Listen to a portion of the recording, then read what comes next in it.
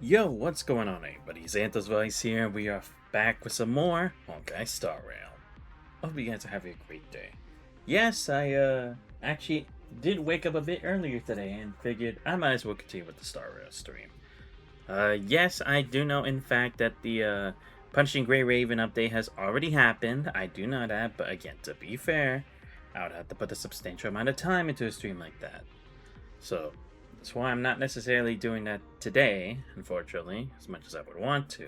I haven't actually really checked out the update yet, so I don't really have context about it. But that's besides the point. Where we last left off, we had finally completed the main story with Himiko Nova. And look, like I said, there were ups and downs. I'm not going to go into too much detail because, again, it's like I think I talked about everything that I wanted to in the last one, but yeah, we supposedly defeated Asaf Pramod, but even though we did, his plan with the veracity still seems to be in play. But again, it's like, even if he does, what's the point? But I guess it's just, regardless, he's still messing with the Aeon of Elation, which is, I guess, his consolation. I don't know. That part's a bit iffy to me. Maybe there's a bit more context as, like, I don't really know behind the scenes and all that stuff. But anyway, now that we did that, I can finally focus on the collab story with Fate Stay Night. And again, to be fair, I don't know how many days I have left of this, because it says 6 days, 5 hours left for story and combat, but I don't know if that actually means, like, oh, once that happens, I can never do, like, the collab story again. I don't know, because I haven't been in a situation where I was, like, past the date and I didn't finish the collab story. At least in Star Rail. That's usually the case in PGR, but again, those are two different companies, Kuro and Hoyo, so I can't exactly say for sure, but regardless, I decided I might as well do at least some of the collab event today, and then I'll try to do another one in like the next coming days, so then I can at least finish it and see what they have to offer, right? Because I mean, let's be honest, my expectations aren't really that high, which is probably a good thing, you know? Because if they were too high and I got disappointed again, I don't know what I would do. Because I mean, I'm an avid Fate fan. What can I say? I have the Castoria figure. I have Scott Hawk Scotty, the regular Scott Hawk. I love Musashi Miyamoto. Um, and yeah, it's like I don't want to get disappointed again. Okay, it's like come on. Like I know, like fake Grand Order stories are long as hell and everything, but at least there's a lot of detail and context and all that kind of stuff. Where it's like it's not just a fucking joke, and that's kind of what I felt like last time. So I'm hoping that's not the case this time. I hope it's like, look, I'm not expecting a masterpiece, okay? That'd be expecting too much from them. But at the very least, I hope they make a better effort of the story than they did last time, when they fucking made a Scott the probably one of the main antagonists, the Masters, which I think was already a dumb idea in itself. And then they tried to make the enemy a servant we couldn't actually see. Like, seriously, you couldn't have made a callback to. You didn't even have to make a callback to a servant specifically from Fate Stay Night. You could have just used any of the other, like, 2 or 3-star servants who, because of the circumstances of the Honkai Star Rail universe, their power is a lot more, basically a lot more powerful in this world. I'm just saying, they could have tried to go for that angle, but they didn't, so I'll be curious to see what exactly they decided to do here, especially since the power scaling would have to go a lot higher, because this is both Rin slash Ishtar and Gilgamesh, 2 demigods, basically. So how exactly do you work against that? But that's what we're gonna find out today. So yeah. We started off this one a bit by accident in that there was a display of like the Trailblazers' adventures. And one of the things was like of the Holy Grail War, something I honestly don't want to be reminded of. But yeah, let's get to currency. Before officially introducing the imaginary Holy Grail War, I must first introduce you all to the protagonist. The protagonist of this galaxy aside from myself. What dribble opening. No one sees this until it's polished to perfection. So yeah, let's go ahead and continue where we left off from this a long time ago.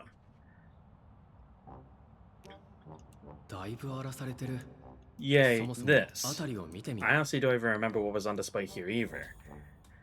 I mean, might as well. Oh boy. Some kind of gemstone dust? If a thief did this, they applied a bit too much pressure. Wait, why would I even have Oh, okay, never mind, never mind. I'm like, why would I? But no, that's not the point. Oh, okay, there. My bad. Display case completely empty. Read Pseudo-Holy Grail. Treasure claimed by Xanthos during the Pentagoni Holy Grail War. Since lost his ability to grant wishes and summon heroic spirits within a Memoria environment.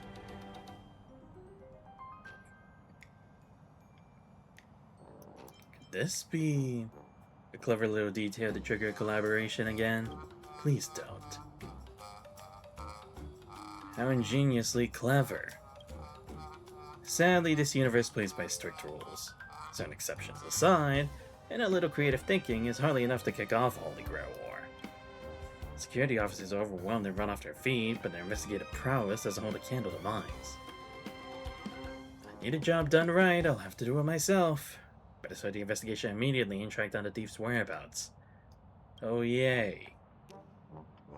Huh? Oh. Amid the bustling crowd of Stario Fest, a perfectly lustrous gemstone is falling, catching only your eye. No one else notice? They should be mistaking it for an exhibit. It possesses a certain magic, capturing my gaze and gnawing at my curiosity. Who cares? I should probably just step on it and break it. It said, I'm intricately linked to the thief of the Holy Grail War. Nah, it's a trap. I'm not touching this thing. Since I know who is actually linked to this, it might as well be a trap. It could be a bomb for all I know.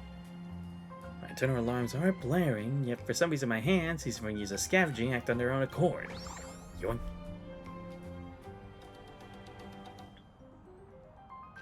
But when I touch it, I realize it's no inanimate object. Some indescribable power flows within the gem. I doubt this was a trap set specifically for me. What a shocker.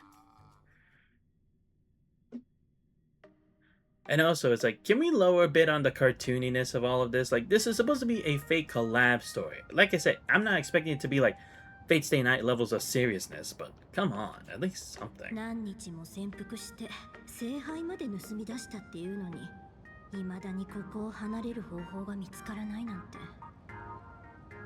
まさか魔術とまるで縁のない世界に来ちゃうなんて。こんなデタラメなことが起こっていいわけ？まるで誰かにからかわれてる気分。こんな魔術を全否定するような世界じゃ、どんな対処法も意味ないじゃない。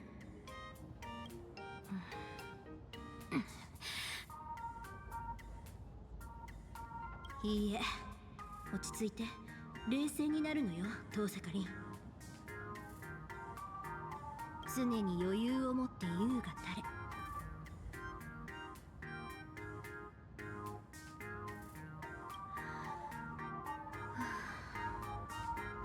とにかく今のストックを確認しましょう。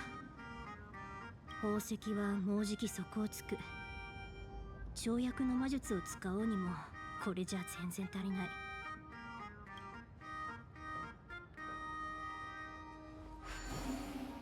この聖杯が本物かどうかはわからないけど、とりあえず眼力には反応するみたいね。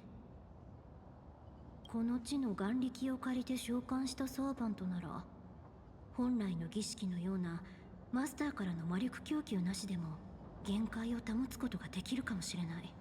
I mean, to be fair, it's like, I get why this place had to be the next setting for a part 2 of the Holy Grail War, right? Because before, we dealt with dreams. Now it's about wishes. So, I mean, I guess I can kind of, get with the program, I guess. そうすれば、ここを離れる方法や霊装の備蓄に関してもサーバントの助けが得られるはず。何にしても試してみないことには始まらないか。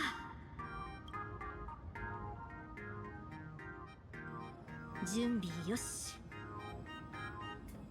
波長も悪くないっと。Yo, what's up, Kydra? Is that how you pronounce the name? Sorry, or is it Cadre? I hope you see me going well. Yeah, it's going fine. Thank you for asking. タイミングはベストとは言い難い。でも背に腹は変えられない。絶対に当たりを引いてみせるんだから。ソに銀と鉄、礎に石と契約の太閤、ソには我が大使シュバインオーグ。待って、ここが別の世界だって言うなら栄翔視界をここに。我は常世すべての善となるもの、我は常世すべての悪を敷く者、汝幾多の運命をまとう後人、抑止の輪より来たれ天秤の守り手よ。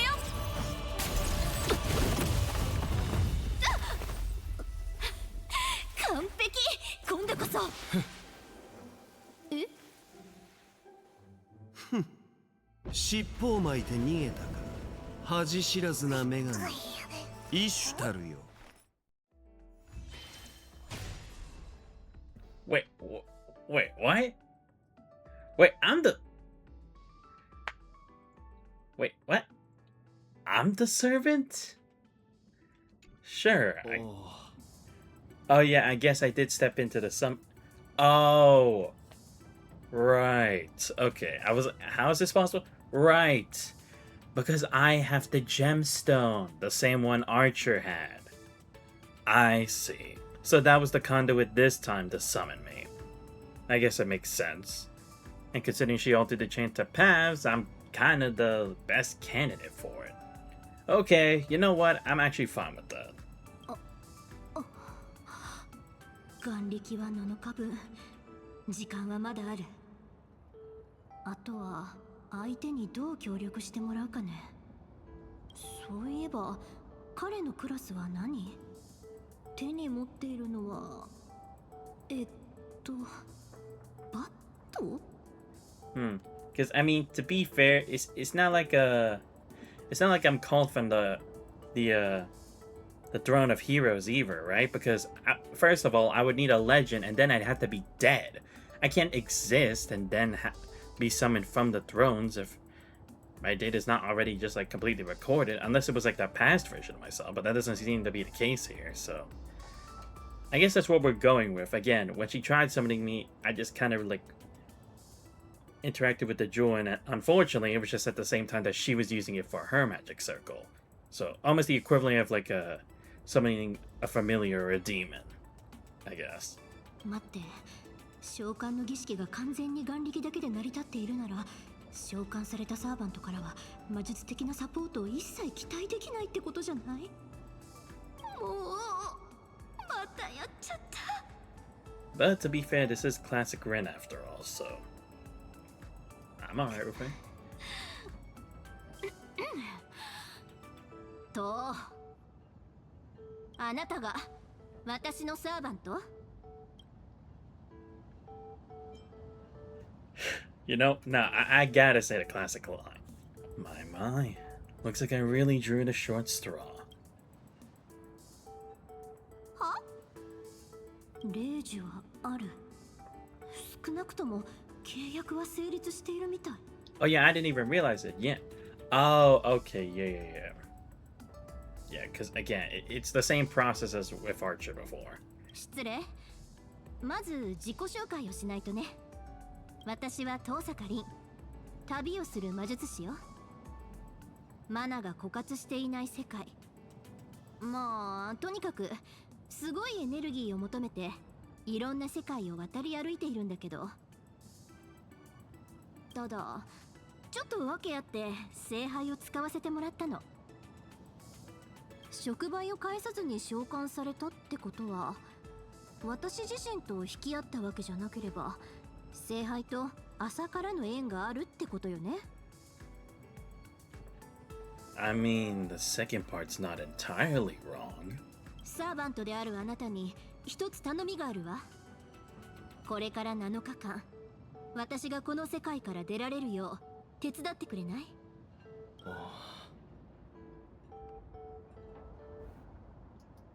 No way. Don't even think about it. なんで？ You summoned me all out here in the middle of nowhere. You stole my holy grail, and you want me to protect you? If anything, I think you can already do a good job of protecting yourself in this world, honestly. I mean, I've seen the movies now, so yeah. Because the holy grail you stole was mine.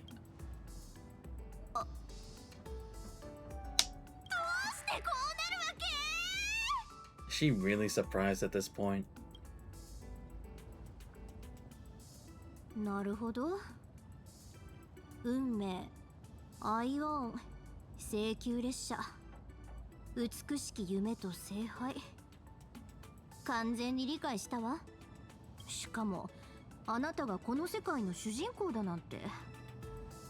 よかった。What, is it because I'm not your little Shiro?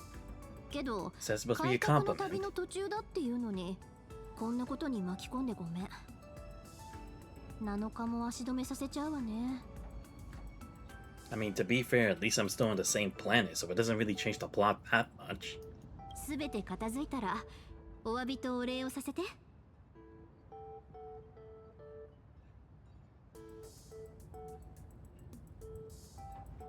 I'll let it slide since I get to be a servant. Not every day you get to actually be a servant.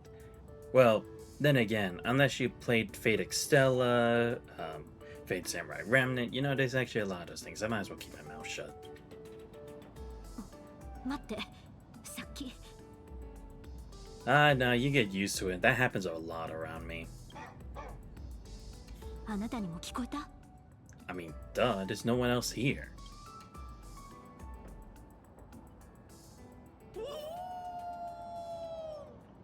Ah, great. 犬？どうしてこんなところに？ Who cares?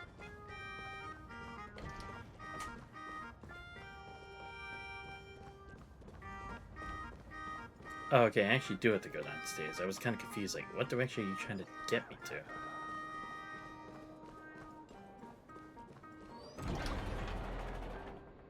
I don't see who they're trying to attack. もしかしてあなたのファンとか？ What do you mean? Those are dogs. How are they supposed to be my fans necessarily? やっぱり聖越者だわん。 Ah, boy. 聖杯は彼のものじゃないのかわん。どういうことだわん。 I'm a victim here. Just take her. もういいかまうな。姉子は生け捕りにって言ってたわん。 Hanego? Great. So someone else is a part. Ah, god damn it. 待って、何か勘違いしてない？どうしよう。ガンドを撃ったら傷つけちゃうし。Nah, it's fine. そっちがその気なら遠慮しないから。レイジを使って懲らしめてあげる。 Not again! こんなことでレイジを使うやつが。 Seriously? Again? Dude, was it worth Rin always using her first command spell so needlessly? I would kick their ass anyway. You don't have to convince me. Like, smart use of various conceptual mystic codes in combat. Oh my god, they actually are trying to, This actually is kind of reminiscent with, what's it called?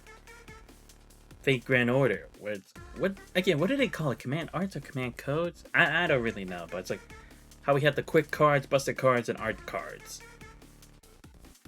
But interesting, this is a bit different because I'm seeing these symbols. Look here, these are the conceptual mystic code cards we can use. First, select the card to select the target for the conceptual mystic code to take effect. First, select the card to select the target. Okay. Some cards don't require a designated target. Just confirm use and the conceptual mystic code will take effect immediately. 開拓の風を巻き起これ。 You notice? This marker indicates the enemy's next action. The enemy is about to launch a counter. The estimated damage dealt by enemy attacks will be displayed. Oh, okay, cool. Oh, so... Oh, I see. So this is actually different where... I guess it'd be kind of similar to, like, Yu-Gi-Oh! As well, and the fact that it's, like, these are kind of like quip or effect cards that you can kind of use from your hand. and do effects either during battle or during the enemy's phase or whatever. Stored on play does not enter the discard pile. Okay. It's a bit slow. Yeah, let's try to get rid of one of them first. September targets hit a single turn. This. Ah, shit. Using conceptual mystic code consumes the corresponding amount of magical energy. Okay. Oh, okay, see, there's my shield. Alright. Yeah, let's go with this. We don't need to heal. I don't need to use blast, so I'll just do this. This turn for every 2 aha smash. Generate. Oh, okay, yeah, let's use this first. Then I'll use this. Then I'll use aha smash on you.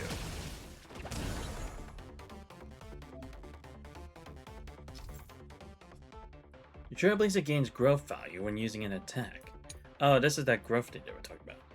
When it reaches 5 or 20, they'll gain growth. After growing, the Trailblazer's attack capabilities will be greatly enhanced. Ah, okay. Should I just do 100 damage? Yeah, I should at least get rid of one of them, because I'm gonna take damage anyway.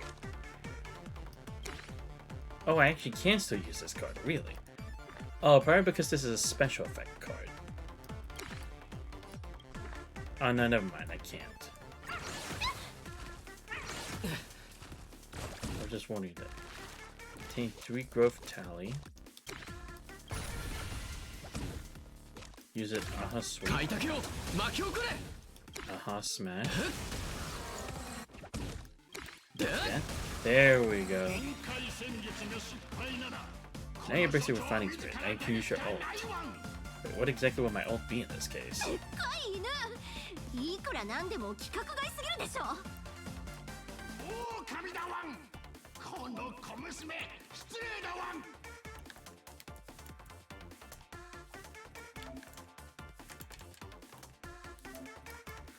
Yeah, I'm pressing Y. I don't understand why it's not working. Ah, great. Is my Y button broken? There's no way. Hold up. Gonna turn on my controller and turn it back on. I noticed this in Bazaria, I think, but it's like my Y button wasn't working that well before. I hope that's not the case. I spent like $200 in this controller, and I'm taking honestly really good care of it.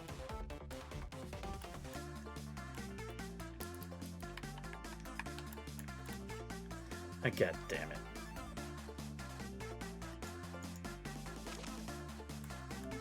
Oh, okay, here we go. Oh, I had to press A. Right, because it was still showing this commentary. I was confused. I'm like, I'm pressing Y, but okay. Now that makes more sense.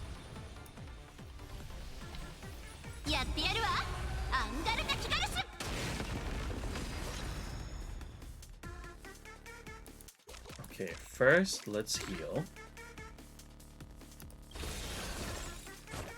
Good. Let's do blast damage first. I mean next.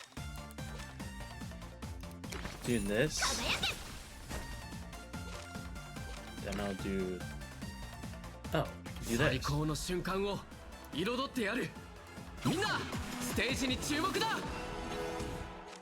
Ah, okay.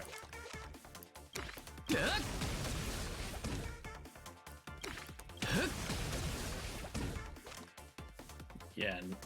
Oh, okay, I still have one more turn. Okay.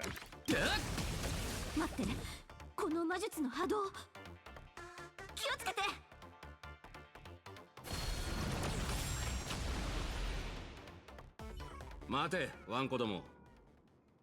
そいつは無実だ。聖杯ドリームナイトって聞いたことあるだろう？俺とそいつはそれの主演でな。Damn, cool. Like, they really lowered the budget on you again. Like, they couldn't have even given you a cool cutscene like at least when you had with a saber? Come on, man. Eat again, my man. ああ、久しぶりだな、兄ちゃん。Yo, Kyodai. あなた、あのランサー空風林なの？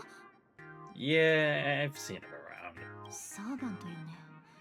なのに魔力を一切感じられない。どうして？ Wait. He doesn't? Oh shit. Wait, are we gonna do a thing where it's like the servants are actually like the masters and like us who were capable of being masters, like the Honkai Star Rail characters are the servants? I mean, I guess maybe, but I don't know. 懐かしい顔だな、お嬢ちゃん。だがいきなり神明をばらすとは呆れたもんだ。主従揃って礼儀がなってねえな。I mean, come on, we've been through this a number of times already in media. クランの猛犬がどうしてここに？それに私のことを知ってるってことはまさか。今の彼はクランの警察犬だけどね。Oh, right, yes, I forget because, right, the throne of... It's only a fragment of yourself, so you're not normally supposed to remember what happens in the other Grail Wars. Right. 超常現象管理局の治安官。Ah. 口はよ。そしてランサーのマスター。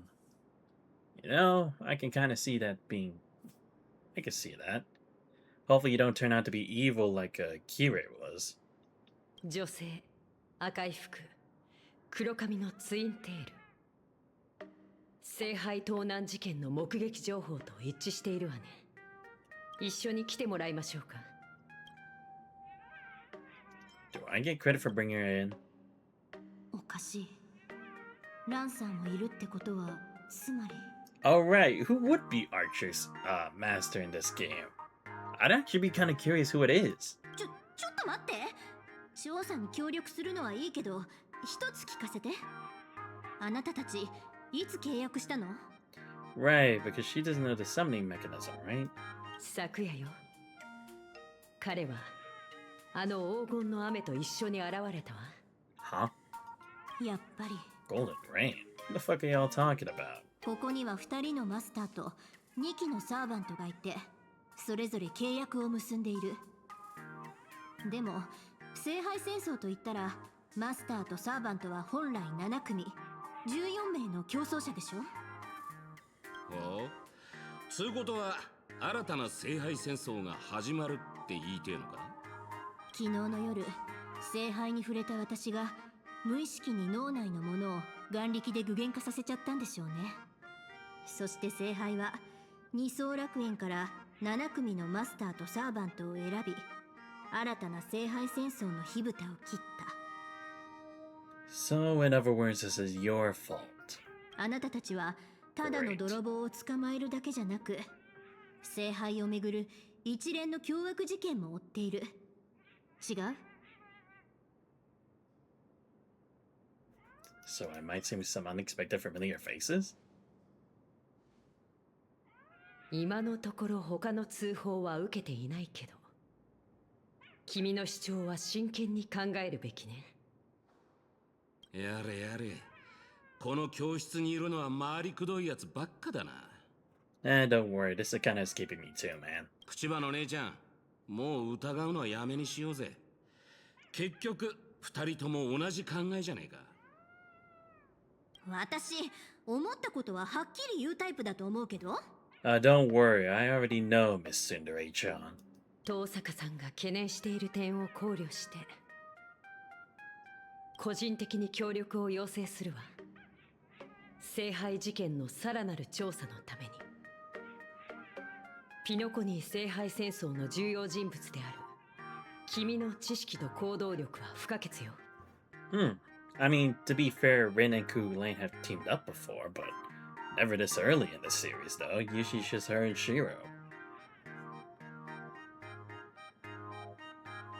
No problem. I always wanted to be a servant. まさか同じ立場で一緒に戦うことになるとはな。よろしく頼むぜ。To be fair, man, you were actually pretty cool to use in Fate Samurai Remnant. They really need to up the budget for you if they make a part 3. Because let's be honest, they're definitely gonna milk this collab forever. Because I mean, come on, they haven't even brought back Medusa yet. Like, how could you not? これで名誉を挽回できそうね、東坂さん。ただし、世間向けには専門家商人という名目で。ピカーン、フォローしているライバー、腐った豆腐を隠しきれない花火の配信が始まりました。 Ugh, great. Of course, you'd be the other master, right? For fuck's sake, man. What, is she gonna be the Shinji of this Holy Grail War? The kind who's like, they're just gonna be trouble, but like an annoying trouble rather than a serious one? 誰のスマホ？ So, Master, you watch rumors too? ライバー？何？ドライバーのこと？ Shigeo. Well, then again, I guess from your timeline, they don't really have streaming as a thing, do they? 見てみましょう。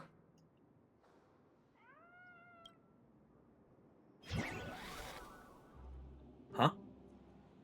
Oh. Wait, really? Casterus? Actually, no, that would make sense, wouldn't it?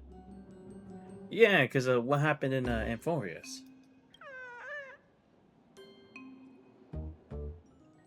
Is that Casterus? Wow. Actually getting to see Casterus outside of the Amphorius story is so unusual. Yeah, I mean, she's never been that great at a conversation with others. I loved her as a character. One of my favorites of Amphorius. 開始早々グダグダだな。まあまあ。目をつぶって言えばいいの。目をつぶったら台本が読めなくなります。 Yeah, I was gonna say, how would that even work? 霊種を使わせたいの？ Please don't use it on something so meaningless again. Ren already did that. わかりました。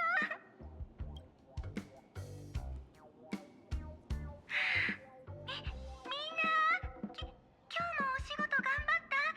ちゃんとご飯食べてる？ I don't know what this feeling is of seeing Casters act like this. 火花弾幕をやめさせて。君は今新人ライバーの花火なんだから、そこ忘れないように。新人ライバーの花火だよ。今日が初配信なの。この姿は火花ちゃんと同じ絵師さんが描いてくれたの。勘違いするのも無理ないよね。花火はね、大先輩の火花ちゃんが転生した姿なんだ。君ってば才能ある。で、転生といえばみんな使わなくなった古いスマホやゲーム機を売りたいなって思ったことない？仲介手数料ゼロの買い取りサイトを知ってるからみんなにシェアするね。けどこんな有料サイトタダで教えるわけにはいかないな。昨日の黄金の雨を覚えてる？実はあれ花火の初配信の予告だったんだ。というわけで第1回花見宝探し大会スタート。どんなお宝でもいいから花火のところに届けてね。そしたら素敵なサプライズをプレゼントしちゃうよ。もういいわ。ここまでにしましょう。 What do you mean? I think she was doing great. Man.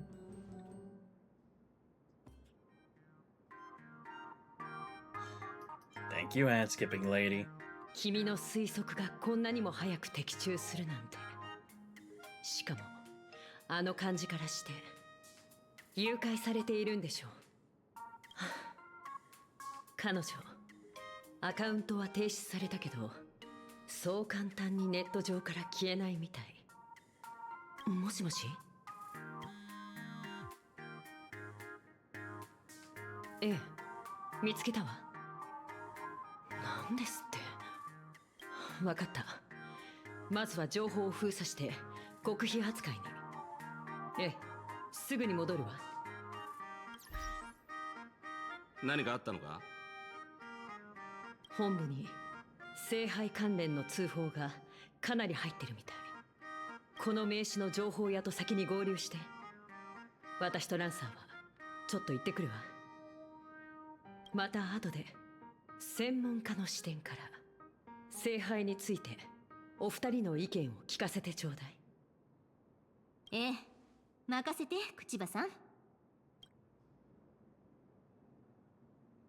よし、現状はまあまあ悪くない。これで契約を抜きにしても私とあなたはもう共犯ね。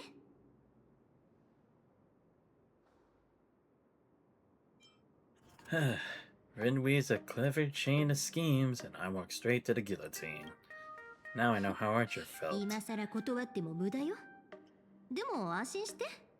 私、上下関係を強いるような付き合いって好きじゃないから。So you say, but I seem to remember in the visual novel, you actually used a command spell just to get Archer to even listen to you. ところで、聞き忘れていたけど、あなたのことをなんて呼んだらいい？ Nah, クラス不明のサーバントさん。 that's too cliche. Just call me Trailblazer. はあ？そんなわけのわからないクラスで煙に巻くなんて、私のことをバカにしてるわけOh, the Senna. Do you know how many different servant types there are? Foreigner, ruler, avenger, alter ego, prototype, let's see, beast, I said foreigner already, right? What's the other one? Shit, the one that Oberon is. Oh, pretender. Do you know how many different kinds of servants there are? This isn't that different. まあいいわ。気になるけど、 Alright, 何事も cancer 一 as well. 歩ずつよね。さあ、聖杯戦争の主役として、二人でパパッと片付けちゃいましょう。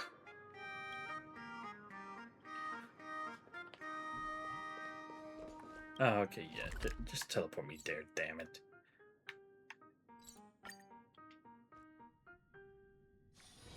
Okay. I will say it's a bit more of a unique situation, but I guess I can kind of go with it. I mean, it's not too stupid so far, so I won't complain.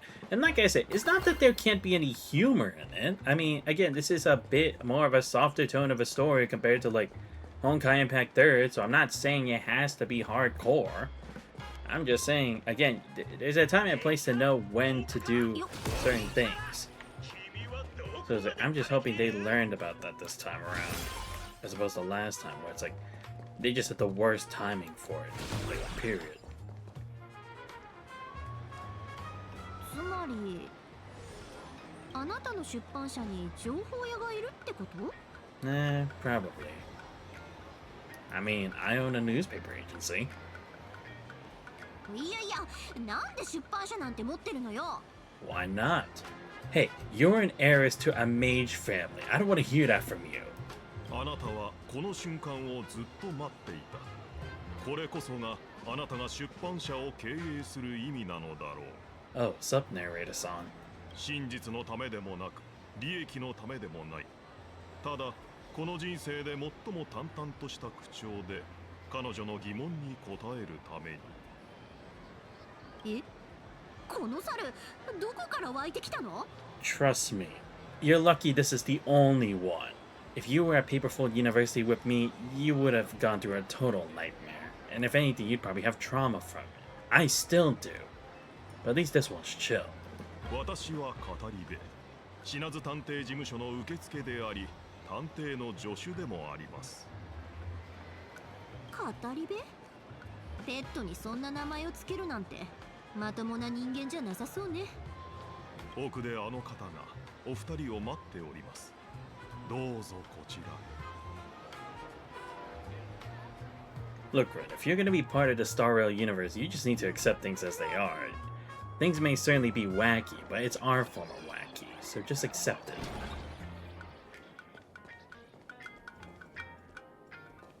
Wow, looks like the whole crew's here. They finally get a new scoop for once? あの女の子、僕のお宝を奪った上に善良な市民を32人も襲ったんだポコ。白昼。その女性黒髪のツインテールで赤い服、あと銀髪の用心棒を連れてなかったか？すごいポコ。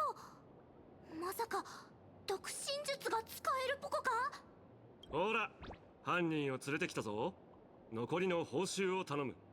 こんなに早く解決すると思わなかったから、あんまり持ち合わせがないポコ。あ、この悪者め、僕の代わりにお金を払うポコ。え、私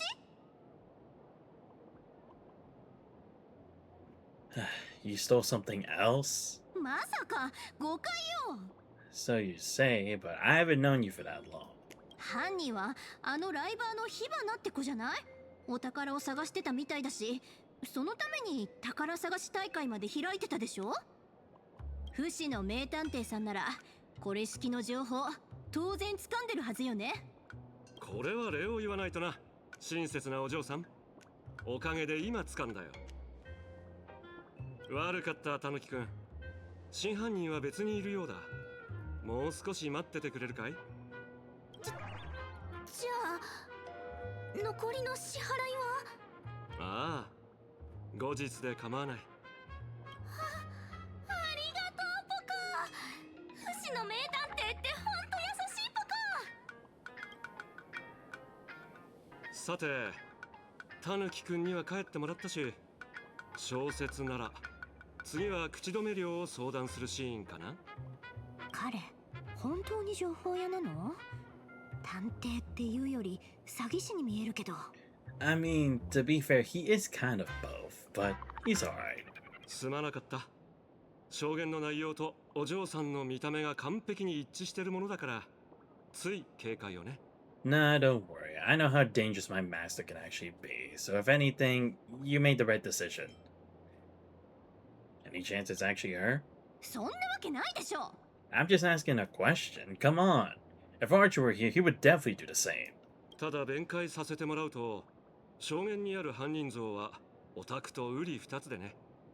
革ジャン、ペンダント、イヤリング、リボンの折り目の数まで、どこもかしこもそっくりだ。Really? だが、真犯人が火花なら合点がいく。彼女の特技は変装。たとえバナーネモンキーに化けられたって驚きはしない。Yeah, because I was gonna say, it's like, we've seen her disguise herself. Hell, we even see Sparkle do the exact same thing. So it was like, it's not that surprising if someone could do it. But if I had to guess what another possibility is, I think I'm starting to understand what else is happening here. But I'm gonna keep it to myself. この方は推理のいろはも Because I don't know 火 how that 花 would さんの work, ことも honestly, 全 so く分か might って be a おりませ stretch. んので、全て参考程度にお聞きください。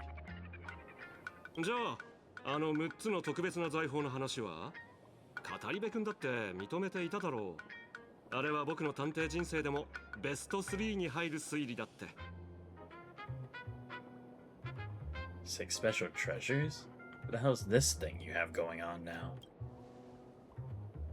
はい。火花さんは広く略奪を繰り返す傍ら、ある6人のターゲットに目をつけています。彼ら自身に特別な点はない。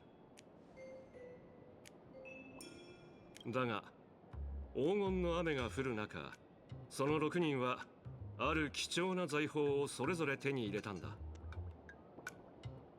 僕の依頼人の中にちょうどその幸運に恵まれた人たちがいてね。ただ古美術に興味がないからと僕に譲ってくれた。ほら、一目で値打ち物だってわかるだろう。 Wait, what the hell is this? Okay, I mean, it's some kind of stone Wait. Wait, what? Isn't that That's the bracelet that, Damn, what was her name? Crap. What the Golden Weaver gave us, right? What was her name?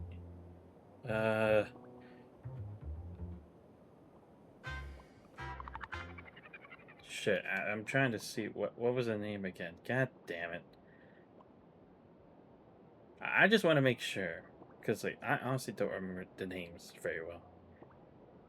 Yeah, I mean, to be fair, it has been Aglia. Yeah, like isn't that supposed to be like or at least this image behind the stone tablet, is this supposed to be reminiscent of the bracelet she gave to like Finon at the time? It's like a form of protection. It's like that's the Euphoria symbol as well, isn't it? Is this an ancient artifact? 見たところ古代メソポタミアのくさび型文字ね。 Ah, okay. まさか英雄王ギルガメッシュも召喚されてるの？ Ah, okay. I mean, I guess it could be looked at it like that too. I was just thinking more in the context of Star Rail, but okay, I guess it could be. 残念ながらその予想は当たりだ。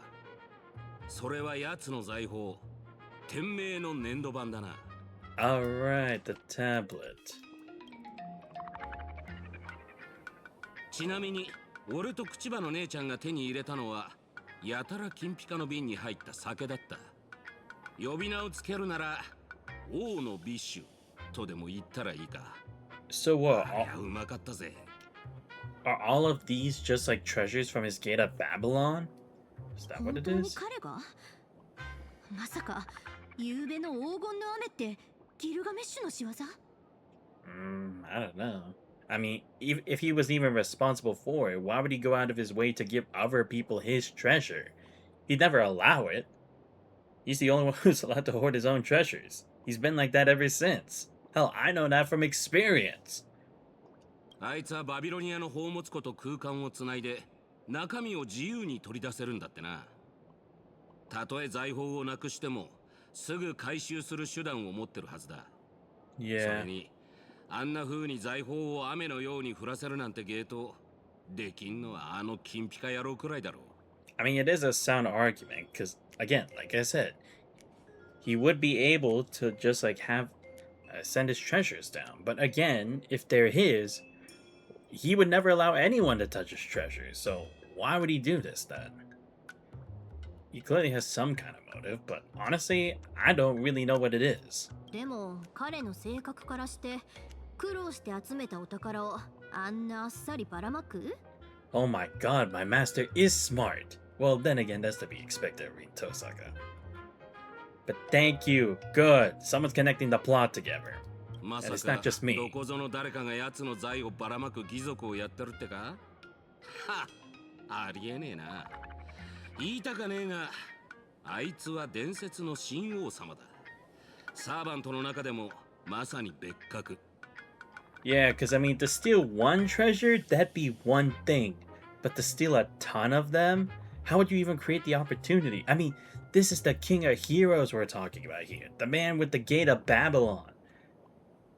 And if on a bad day, he'll use Enma Elisha on you. And even use Ea. It's like, I don't want to do all that shit. So how would somebody even be capable of doing that? もし本当にそんな真似をできる奴がいるとしたら心霊級の大物だろうよ。 Oh. Okay. My theory is starting to come into form. I see.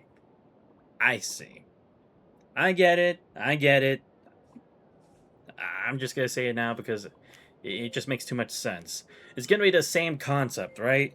Like how there was technically two Shivas that existed in one timeline.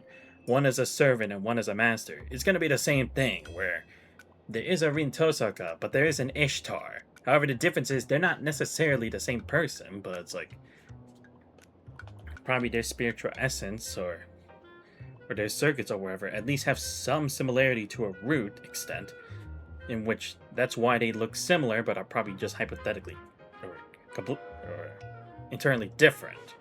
I see. That's where we're going with this now. And yeah, it's like, if it would be, every time Gilgamesh is somewhere, in most cases, Ishtar is always there.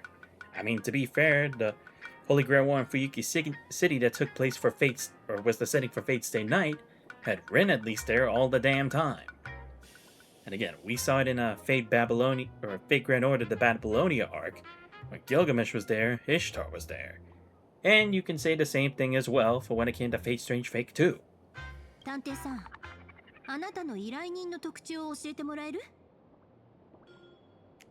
But again, the question just comes to, will Tosaka even realize that? Because it's not like her and her other apparent self have ever existed in the same plane of existence at the same time. 一人は冷めた顔した白髪少女。もう一人は殺しても死なない生まれついての強戦士。まさか知り合いじゃないだろうな。君の言う通りだったみたい。まさか。ああ、お嬢ちゃんの睨んだ通りだ。さっき新しい発見があってな。おそらく新たな聖杯戦争はもう始まってる。しかも今回の参加者は冬季で行われた第5次聖杯戦争をなぞってるみてえランサーとリンは冬季の第5次聖杯戦争を簡単に説明した。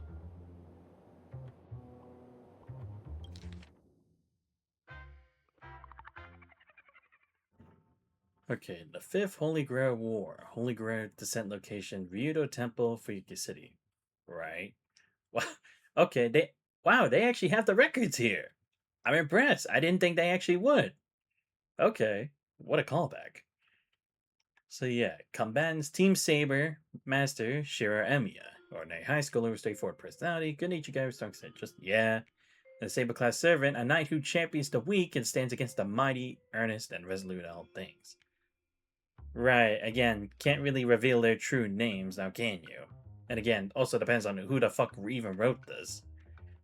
Unless this is just... whatever. The Team Archer, Rin Tosaka, one of the administrators of Fuyuki City and current head of the Tosaka family. That'd be me. Oh, okay. She wrote this. Again, I guess she was just being nice and not writing their names.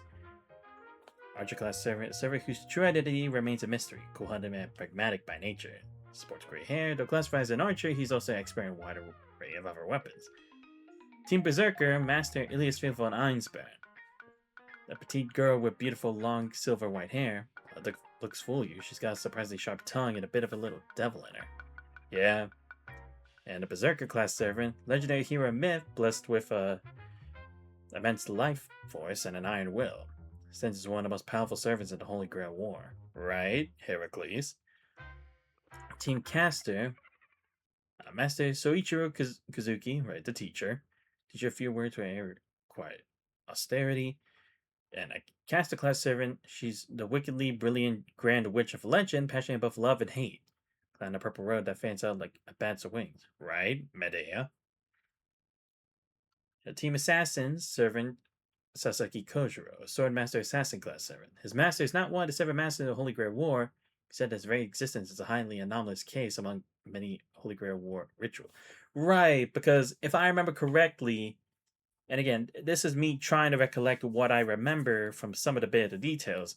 It's like Caster summoned him with the power to spirit things that were present in Ryudo Temple and Fuyuki City, right? And that's how she was able to summon not a perfect version of Assassin, but a almost near identical version. I think. Team Rider, Master Shinji Mato. Ugh.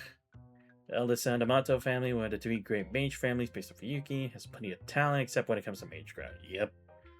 Rider class servant. Yeah, Medusa. Once worshipped as a goddess in myth, not depicted as a monster and capable of making contact with others. For the other factions, Team Lancer and Overseer. Master Kotomine Kirei, member of the clergy with a saintly aura for his position as Overseer. He should theoretically avoid interfering in the conflict, but 2 servants are present simultaneously, Lancer and Archer. Why the 2 archers, you ask? Well, that's another story entirely. Right, Holy Grail War. Before. Yeah. But if it concerns the oldest king of heroes, the one who holds all the treasure and wisdom in the world, nothing he does should come as a surprise. It really shouldn't. ついなるほどとうなずきそうになったが、どう見てもその聖杯戦争の当事者じゃないやつもいるだろう。それはどう説明する？簡単よ。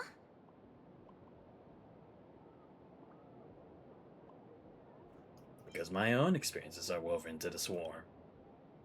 さすが私のサーバントね。答えは眼力。おそらく聖杯は私の記憶を現実のものにしただけじゃなく、彼の冒険も取り込んだのよ。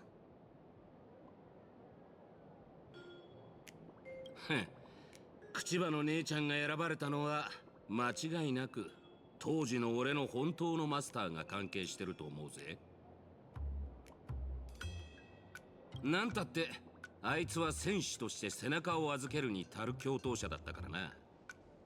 ただまあ、ある神父にはめられて聖杯戦争に参加できなかったが、後半の部分は勘弁してほしいわね。ただ一つ疑問があるんだけど、どうして私と彼は何も手に入れていないの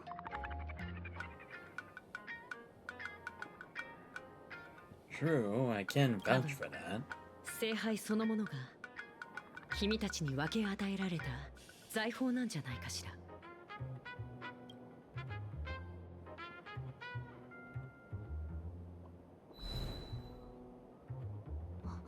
もしかして聖杯が財宝の眼力を回収しちゃったとか？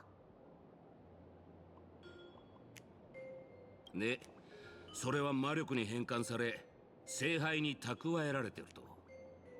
どうやら眼力に満ちたこの楽園で聖杯は変わった形で機能し続けてるらしい。ただサーバントの魂を回収することはできなくなってるみてえだ。英雄王の財宝を使って聖杯を満たせば旅を続ける魔力も確保できんじゃねえか。俺たちの現像の体は聖杯戦争が終わったら自然と消えるだろう。財宝だけで十分よ。私平和主義者だし。安心してランさん、君が勝手に聖杯に帰るなんてこと私が許さないから。しっかりこき使ってあげる。覚悟しておきなさい。まあ自害させられるよりかはマシだな。さて、これで方針は明確になったわね。本日より超常現象管理局は正式にお二人を現像聖杯戦争特別行動チームの顧問として招かせてもらうわ。もちろん深刻な人手不足を考慮して現場の実行要員も兼ねてもらうけれど。So, what do we need to do then? 任務は簡単よ。まず混乱の拡大を防ぐため流出した財宝をできる限り回収すること。次に他の参加者、特に火花を抑えること。この機に乗じて彼女が別の陰謀を企てている可能性は高い。未然に防がなければならないわ。何か質問はあるかしら。失った名誉を挽回できて旅を続けるための魔力も手に入る。一石二鳥じゃない。最善を尽くさせてもらうわ。ではここを臨時拠点にして定期的に集まりましょう。心配しないで。出版社の通常業務の邪魔はしないから。最後に行動原則を一つ。本件のいかなる内容も秘密を厳守。そしてできる限り平和的に解決すること。みんなの活躍を期待しているわ。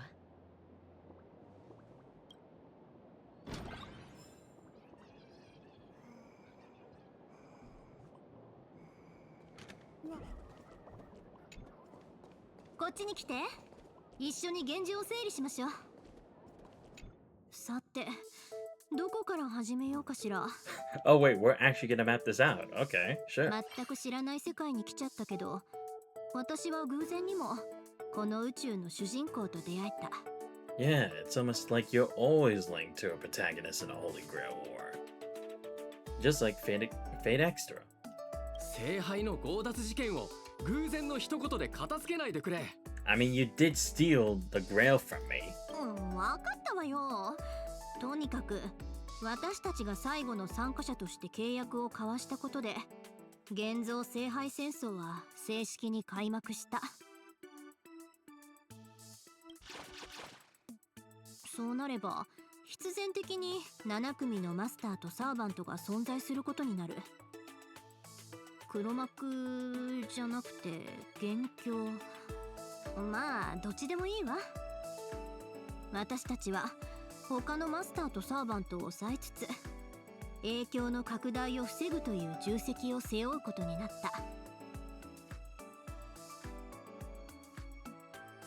た。ただし今回はいつもと違って私たちの目標は聖杯じゃなく財宝よ。儀式が始まった時、聖杯の中の眼力がどういうわけか全て財宝に変わって空から降ってきた。この黄金の雨が大混乱を引き起こし、治安官の口場さんとランサーが私たちを訪ねてきた。こうして現像聖杯戦争特別対策チームが結成されたのよね。そして旅を続けるのに必要なエネルギーを確保するため、私たちは流出した財宝を全て回収しないといけない。それと事件を無事に解決しないといけないだろ。Interesting. In this board, we don't have an assassin. Well, then again, like I said, it's like we don't even know if there even could be an assassin, even if we wanted to. Not to mention, the assassin was an unusual case in that Holy Grail war, so I can't say that's like I would be that substitute for an unusual case here. もちろん覚えてるわよ。それから情報屋の品津さんにコンタクトを取った。一見頼りなさそうだったけど、彼はとんでもない情報を持っていた。参加しているマスターとサーバントには特別な財宝が一つ与えられている。今回の聖杯戦争は戦う理由に乏しかったけど、これでお互いにやり合う意味ができてしまったというわけね。ただ不幸中の幸いと言うべきか、バーサーカーとそのマスターが棄権して天命の粘土板を譲ってくれたわ。Oh wait, really? That's how we're going about this? I mean, to be fair, I could see Blade being a substitute for Berserker, so you know what? Fair. I guess they just didn't want to be bothered because it just didn't seem like that interesting of a game to them, which, in all fairness, we're not really fighting each other like in normal Holy Grail wars, so fair.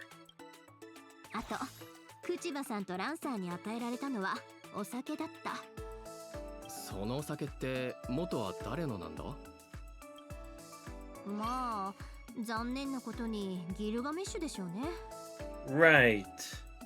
But again, that brings the other question is like, is the other archer gonna be here or no? Because if he's not, then what class would he be? I mean, to be fair, I think I do remember he could also be cast into different classes, though we haven't actually seen it in the actual game yet.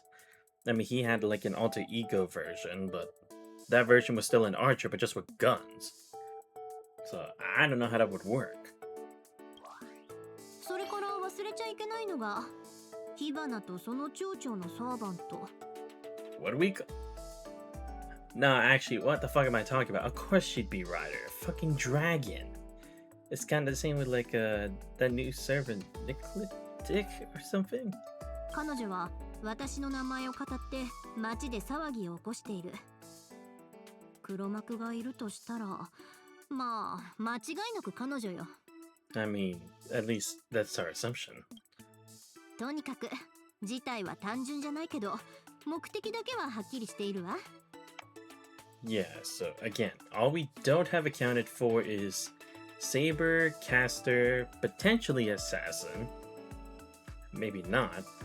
And again, it's like, is Gilgamesh actually the main archer class this time, or is it going to be like in Face Night where he was just an anomaly? So has his archer class powers. さあ、おさらいはこれくらいにして、次は眼力の流れを追って具体的な目標を決めましょう。Oh, my bad. I'm trying to check that server that I was talking about. This is one recent server that actually had, like, she rides a dragon, but I'm trying to see what her name was. So just give me a second. I'm trying to find her on my account.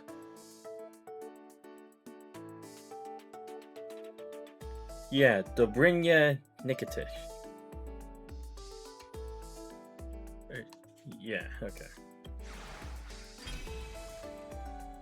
I just say Dobrynya next time. Because it's easier for me to classify. Let's see. Okay, so what do I want to get rid of?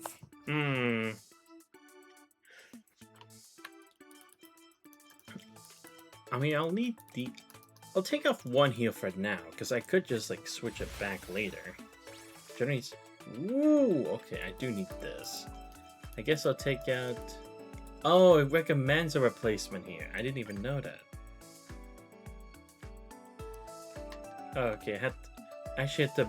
Oh, okay, so we're gonna choose them, okay.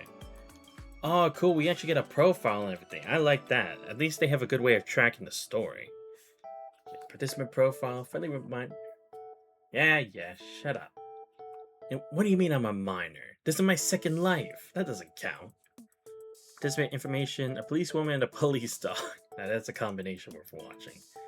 Master, true name, nothing, main stat. Wait, what do you mean we don't know her true name? Well, then again, Kuchiba does seem to have her own secrets from what we saw in that one ending of in one of the patches earlier when she confronted Madame Pearl. Main stat subsidiary stat, yeah. Eventually she'll have to be a main character. Again, her vibes give me something similar to Lantern, but I don't know. A no-nonsense professional beauty. Powerful though, her true strength is hidden well. Jing. Armed, can't really tell now, but she has a hands for it, right? I mean, that's what I'm assuming. Again, I'm just assuming she's probably like the next version of a Lantern. Like, she'd be like cool, but it doesn't really do anything, yet perfect assassin, you know? To be fair, it's fun playing as Lantern HI 342. Oh, okay, good. We actually get his actual stats. Yeah, class Lancer, Cuckoo Lane, Lawful Balanced, yeah. Subsidiary Heaven. Strength B, Magical Energy C, right. Endurance C, Noble Phantasm B, Agility A, Lucky. Yeah. A wild, free-spirited spearman, merciless once a fight breaks out, but usually a dependable older brother figure who takes care of others. Equip Noble Phantasm, yeah, gay bold. Anti-personnel, Noble Phantasm. A curse speeder always pierces the opponent's heart once thrust. Versus cause and effect, with the spear being thrust becomes the effect, and the piercing the opponent's heart becomes a cause. Well, except that one exception when Saber dodged it. Okay, well at least I can look at these profiles. Yeah, no class. Ashvale, Chaotic Good, yeah. Detective guy seems kind of reliable. Nah, that's a good assumption. An armed Wolffang Spike, anti-personnel weapon. A sword cane with a wolf's head carved into a handle. Pierce an object shadow and deal damage to the target itself.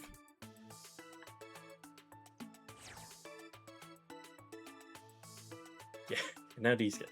Sadis mentioned that Berserk is supposedly some super hot guy. Is that for... Wait, why am I the one saying that? What the fuck you mean?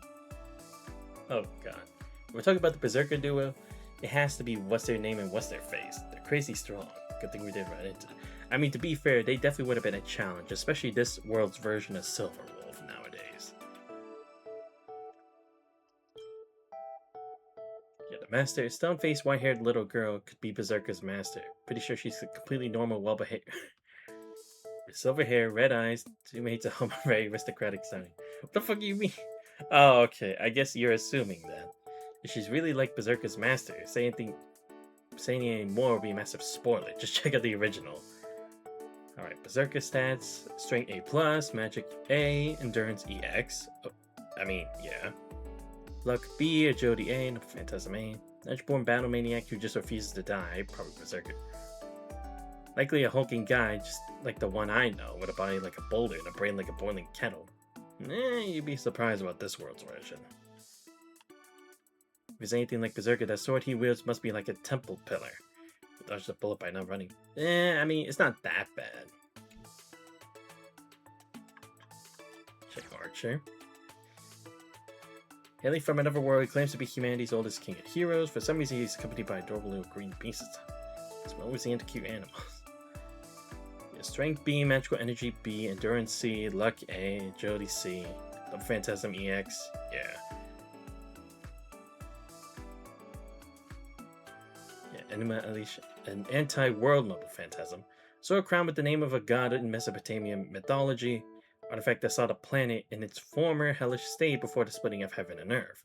Of course, this effect can also reproduce this event. And now for us. Tag is named Rin Tosaka and the protectors of this cosmos. That's what you call a powerhouse ace duo. Master, Rin Tosaka, main stat unknown, subsidiary. Really? Why is this unknown? 6 Tosaka family head currently traveling between dimensions and planes in search of mana.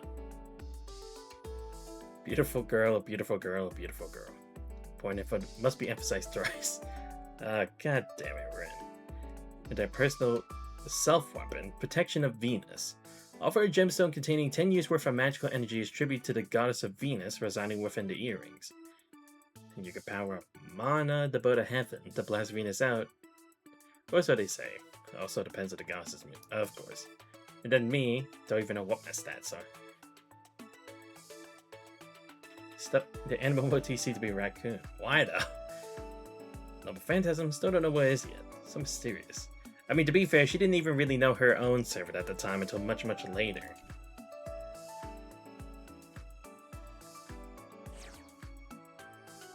It's great for last year, but the impact when used is immeasurable. A troll and a goddess from Epic she managed to kidnap from somewhere. Sparksy, the person going around scamming people using my name. Because of terrible twin tails like you that people get the wrong idea about her. Oh, wow. Damn, that's crazy. Actually calling her out. Say the mask fool's abilities are all tied to mask. Wait, is she literally a mask? Then Rider. Casterist, Lawful Balance, Subsidiary Stats Earth. C, A++. Okay, yeah, the magical energy makes sense. Agility, yes. Noble Phantasm, A++, abso-fucking-lutely. Endurance, C. Gentle, compassionate older sister, and compared to a butterfly or a flower, she's more like the former. She'll cry and apologize while slaying every last attacking enemy. Not to be honest. Then the Noble Phantasm, Flower Fort Thanatos. Anti-life Noble Phantasm. Bounded Field Mage Crab. Its rule is, if one heeds the call and turns back, the soul cannot leave the bounded field. Furthermore, upon declaring the relinquishment of the Death's Titan Divine Name, the bounded field's rules will immediately take effect unconditionally on a designated target. The caster will merge with the bounded field, with their spirit or just slowly irreversibly dissipate. Ah, okay, good. They're keeping that close to hand. Oh, okay, I can actually zoom in for this. Cool. Alright, now what do we do? Might be a lot to entangle, but with a solid plan there are always more solutions than problems. Want to fill the Holy Grail again, you must continue collecting treasures. Imagine Holy Grail were a special task force? Move out. Yeah, just give me a second. I'm gonna get my stuff real quick.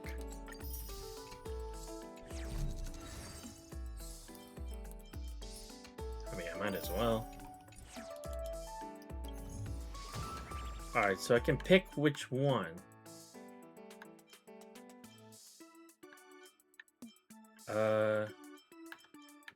Oh no, not the fucking dagger again. That's a rule breaker, right?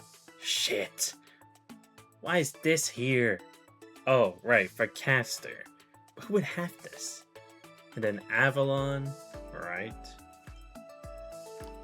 Let's just do this already. I mean, I might as well get Sparksy out of the way now.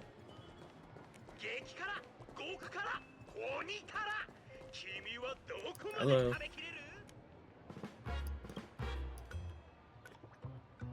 Oh, one second, I'll be back.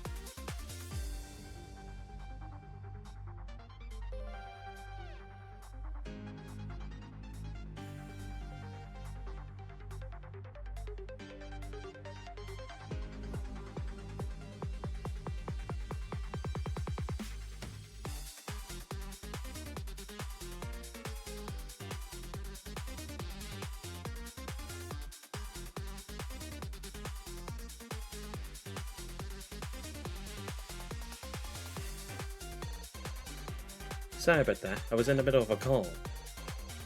So, this is one of our okay, so we're basically gonna have to attract her attention to do this, I guess? Is what I'm assuming this is all about.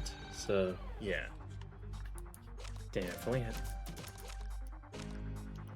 Alright, so let's do this first.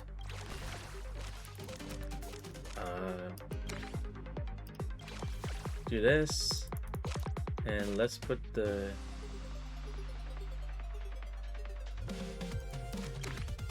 do a shield. Alright, I think we are fine. Oh wait, oh wait, I can still do this? Wait, why? I guess because I haven't done my... Oh, because it actually wants me to attack. Okay, I was like, what's going on here?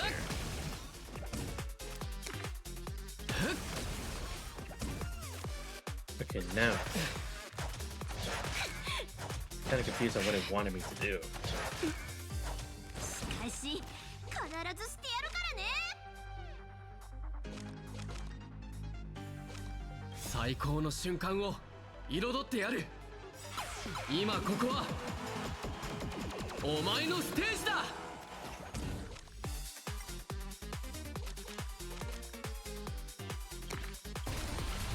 すが私のサーバント。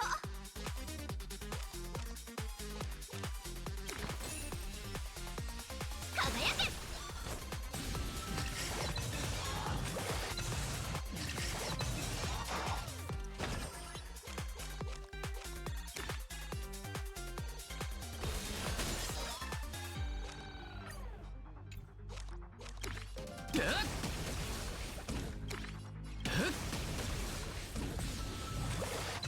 Okay, I guess I have until as many times as I can attack a doll to do this. I guess. Sure.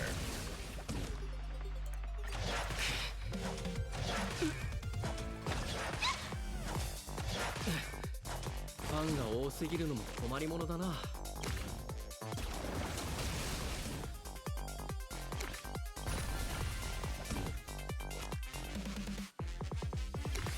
光よ無限を貫け。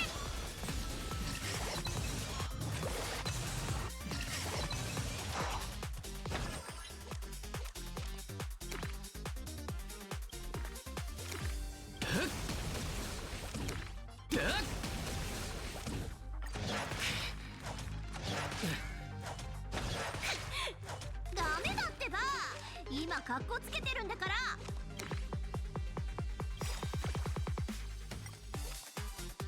イシュタル、受け取りなさい。やってやるわ。アンガルタ・キガルシュ。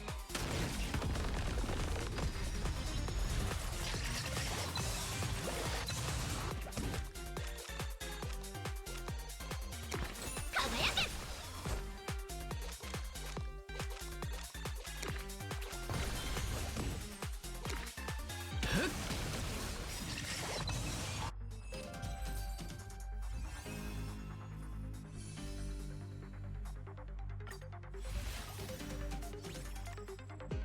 Okay, mark a target after attacking the target 3 times or defeating it, deal 150 blast damage.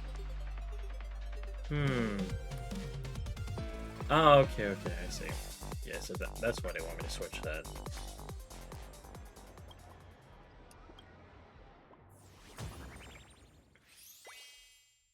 Alright. Guess I'll go for this one next.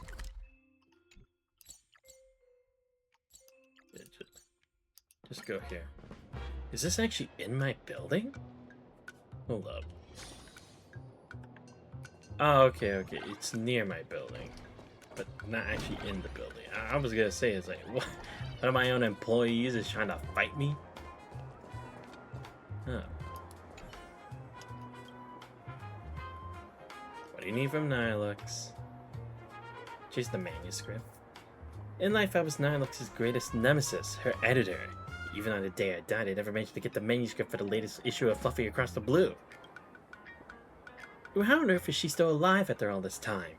Point is, this lingering regret of mine has been warped by wish power into a vengeful wraith, here to take back everything I lost. Question: are you a president? What's that got to do with me? You just wavered, didn't you? I saw those options. The deadline dodges and their enablers must be purged. Oh my god. Wait, you saw that text? How the hell you see that? Alright, let's do this. I mean, I at least like that they have a different battle mechanic. It at least makes it a bit more interesting. I'll take that. Timber target is hit with in a single turn. Okay. Yes, I'll do this. Let's do Ether. And then do this. Yeah, and enter. ファンが多すぎるのも困りものだな。 Generate 2 smash.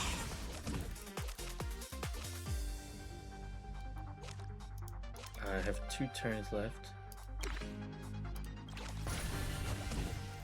Wait, let me put a shield. Okay. Oh, I can still attack. Awesome.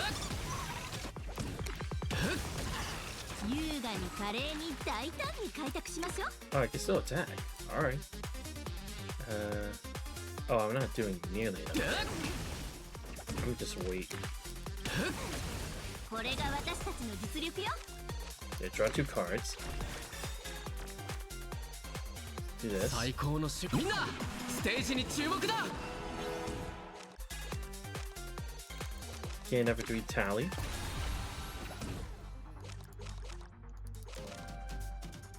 Let's put another shield for now. Now I can still attack for days. I at least need to get rid of one of them. Or at least attempt to anyway. Can I actually do this? Okay, okay. Oh shit, my bad. Ow. ファンが多すぎるのも困りものだな。 Do this. 優越報復 Z。 Let's do this. Do the 100 damage. Let's continue.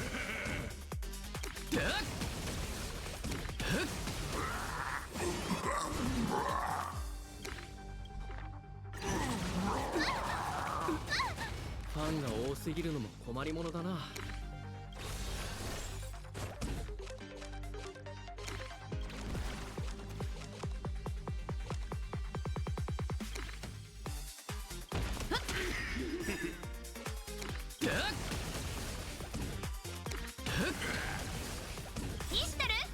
受け取りやってやるわ。アンガルタ・キガルス。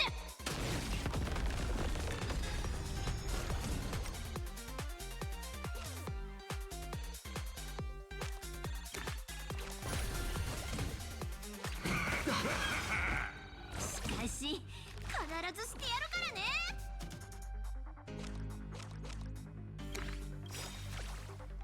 最高の瞬間を彩ってやる。みんなステージに注目だ。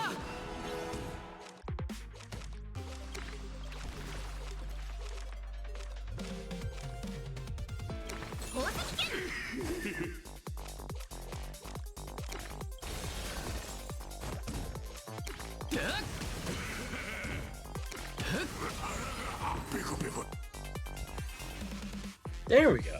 That wasn't bad. Okay, I actually like how this is at least stylized a bit differently. Ooh, sword.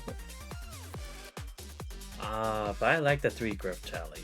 Do 75% damage to all enemies. During this turn, each time an ally attacks a Trailblazer gains 1. Oh, okay. Oh, so this is for me to do that follow-up attack. I see. Yeah, sure.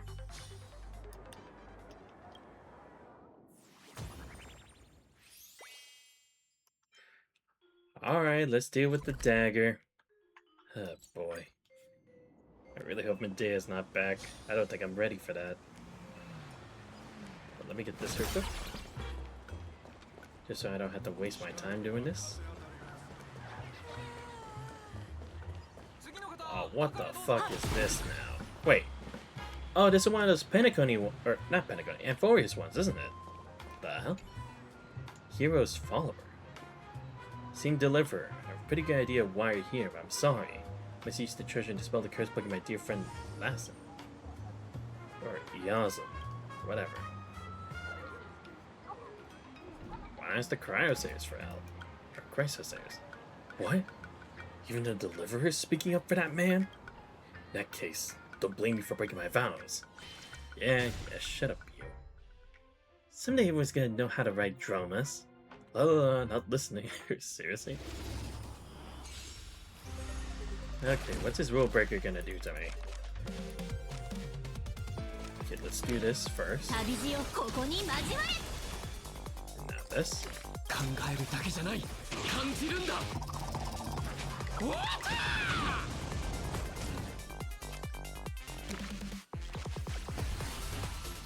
Ah, damn it, I forgot to put my shield up. Son of a...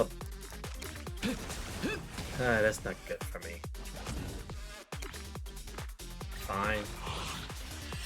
I can't believe I forgot to do that. Oh, I see, doing that. See, I was like, what's gonna constitute as a rule breaker in this case?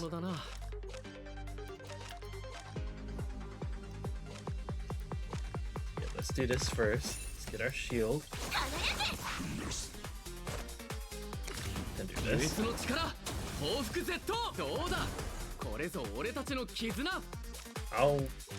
I'll just heal now. I'm desperate.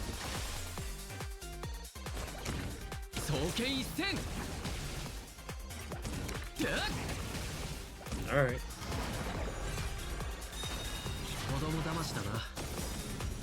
Oh, okay. I thought it was gonna be a basic attack. Were they always able to do that? Or is that a new thing they did here? Because I gotta say, I actually kind of like it. Okay, let's first draw 2 cards. Let's draw another 2 cards. Yeah, give me the shield.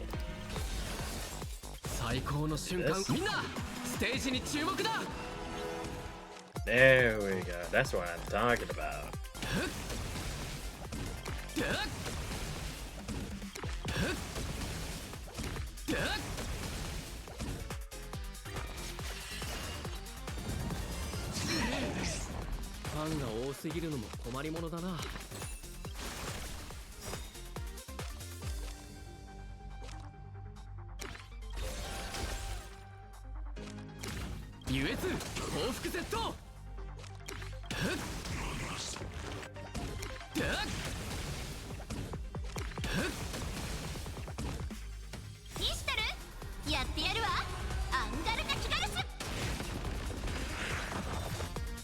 Okay, I'll admit that was kind of a close one, but we did fine. Yeah, rule breaker, give me that shit. 100 damage and each time the target is hit within a single turn. Ah, I see. Damn, that's actually kind of cool. We're basically switching with all these, almost akin to like broken phantasms, right? That's cool.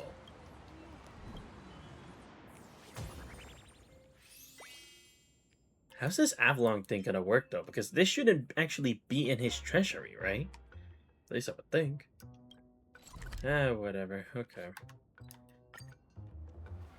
And again, I'm assuming it's like I could have fought the main guy already, but it's like it's better for me to do. Wait, what? This is Farog, right? Yeah. What the fuck are you doing here? Or is this a fake? I have no idea what this says.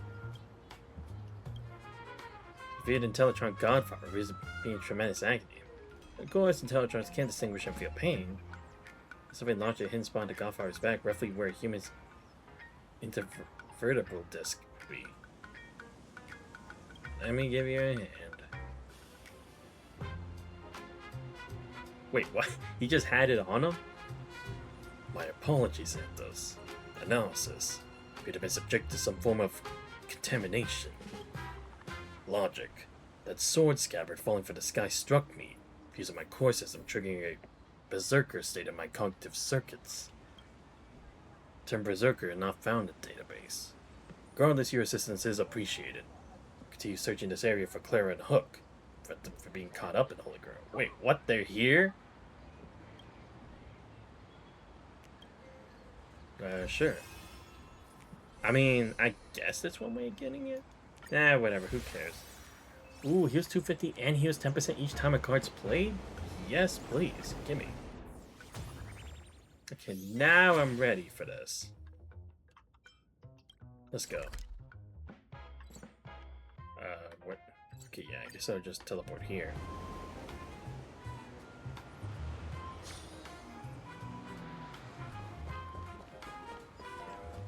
Yo.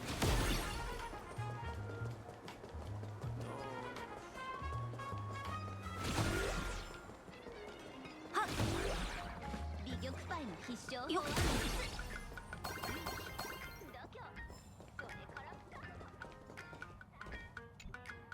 おい、目覚ませ。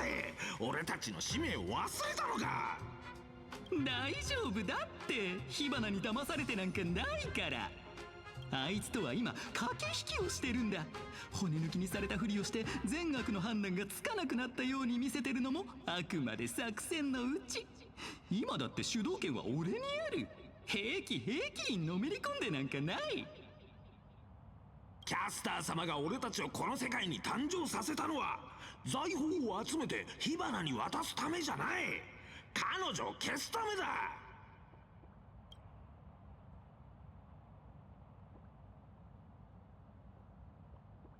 Is this the massive amount of wish power you were talking about? 眼力を感じたのはここだけど、彼らはどう見ても財宝じゃないわね。あ、ご主人様。火花？違う、お前は。いや、どっちだ？区別がつかん。落ち着いて。ここで何があったのか教えてもらえる？俺たちはキャスター様に作られた最初の使い魔だ。黒幕を探すため現像師として命を与えられた。だがその居場所をようやく突き止めた瞬間、ご主人様とのつながりが切れちまったんだ。その理由は俺たちに新しい使命ができたからだ。火花のために財宝を集めてしかるべき場所に届けるって使命が。テレビタワー、グラフィエ学院、グルメ街、鳩川の底、ワールドエンド、そう至るところに。精神操作されてるみたいね。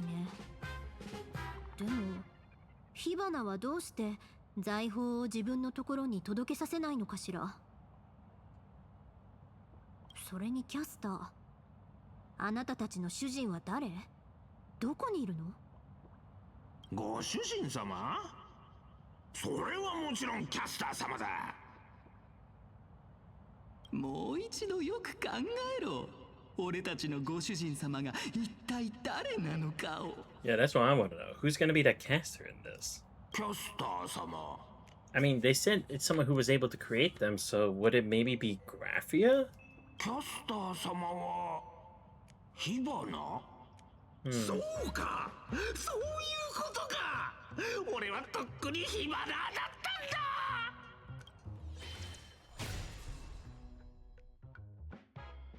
Why is this Sparksy gotta be so mean? Oh, you don't know the half of it. She's a fucking internet troll.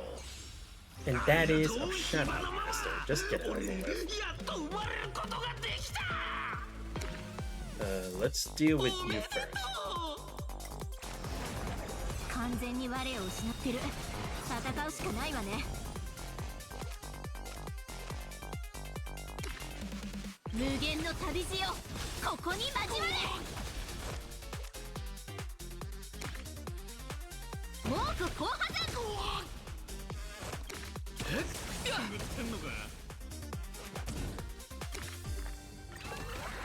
子供騙しかな。フ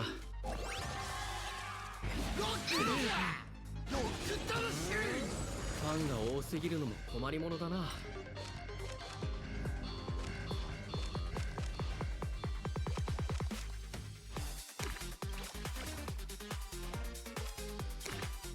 すべての技は俺の手に食らえ。開拓の風を巻き起これ。これが私たちの実力よ。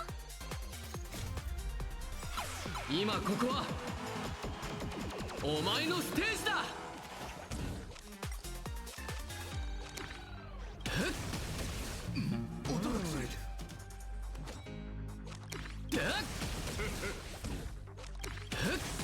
てんのか。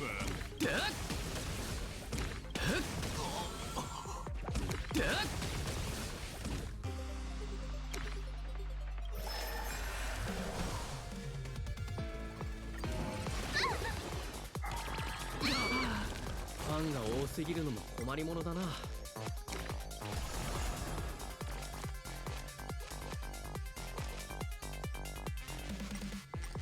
宝石剣。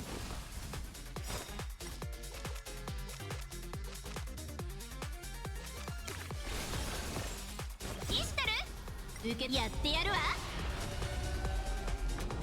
アンガルタ・キガルシュ。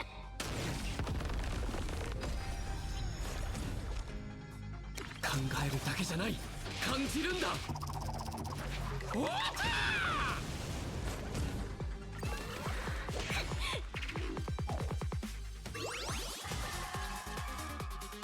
ファンが多すぎるのも困りものだな。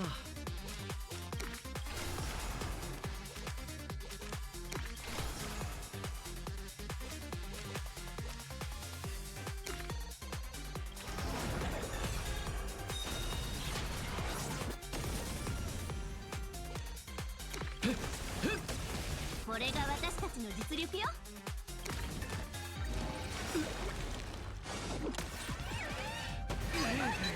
ダメだってば。今カッコつけてるんだから。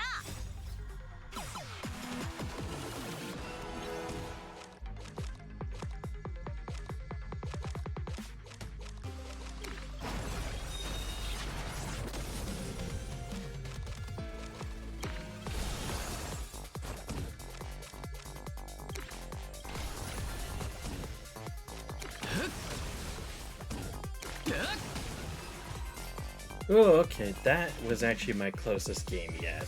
Damn. Wait, what? I didn't get any higher. The same way strange wish power and twin around mysterious familiars. Oh, okay, sorry, I didn't get to read the whole thing. Took me a bit by 苦 surprise. 戦させられたわね。火花って人、なかなか侮れないわ。I mean, to be fair, like I said, I actually do like the whole thing they're doing with the mystic codes here. It really does start to give you a bit more variety as to like how you can plan a fight. I gotta say, the mini games of games I've been playing lately have really actually started to hit a bit. You know, like the server waiting game in Tales of Berseria. What is it? That fort, whatever it's called in Final Fantasy VII Rebirth, and then this. It's only natural to fall for Sparksy, supposedly. ちょっと、あんたまで洗脳されちゃったの？ Please. You know who you're talking to. I'm the internet sensation, not her. 彼らが She's just 残 trying to be した everyone's 瓦礫を Oshi. 回収しましょう。 I あな mean, た why たち for... の犠牲が黒幕へつながる手がかりになることを願うわ。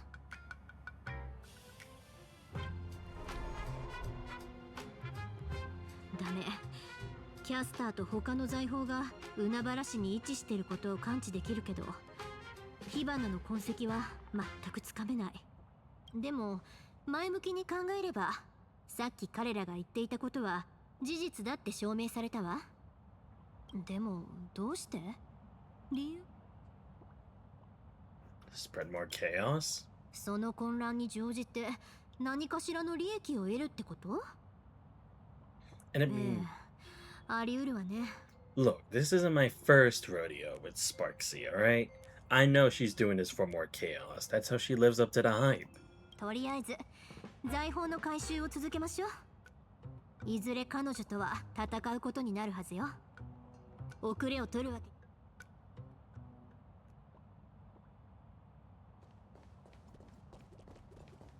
あなたたちはあちこちを駆け回り、数々の財宝を回収していった。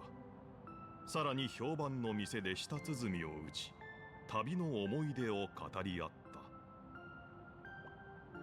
た。会話は尽きることなく、二人はそのまま近くを散歩することにした。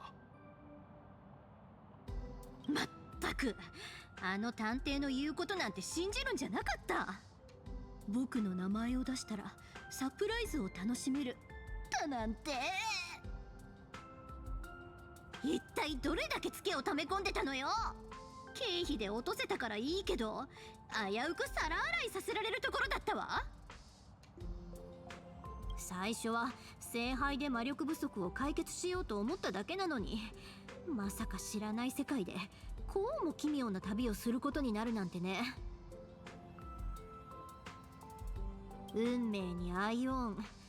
もし私がこの宇宙で生まれていたら、どの神様の視線を浴びていたかしら。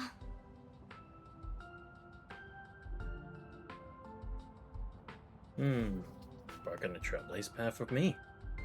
ええ、確かに旅人にぴったりな運命ね。そうだ。It is interesting because it's kind of reminiscent of like what Archer does, right? Because as a guardian, he's always just traveling to other places to solve problems under Elias' command. So I guess it wouldn't be too different, but again, she's kind of just more doing it of her own free will. これまであなたが歩んできた旅路の中で最も大切な結晶。そうね。あなたを象徴するアイオンの祝福を選ぶとしたら、それは何かしら。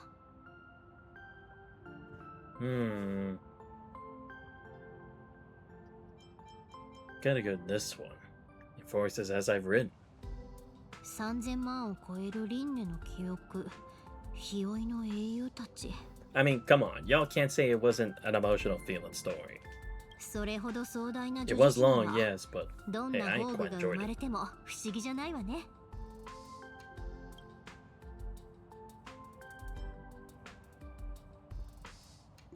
So you were trying to figure me out.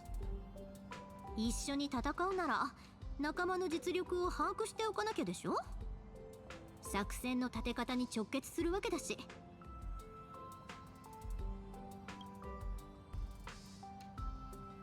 Try to sense my own abilities. 感受性判定ファンブル。あなたは心の奥底に広がる混沌をほんの一瞬だけ垣間見た。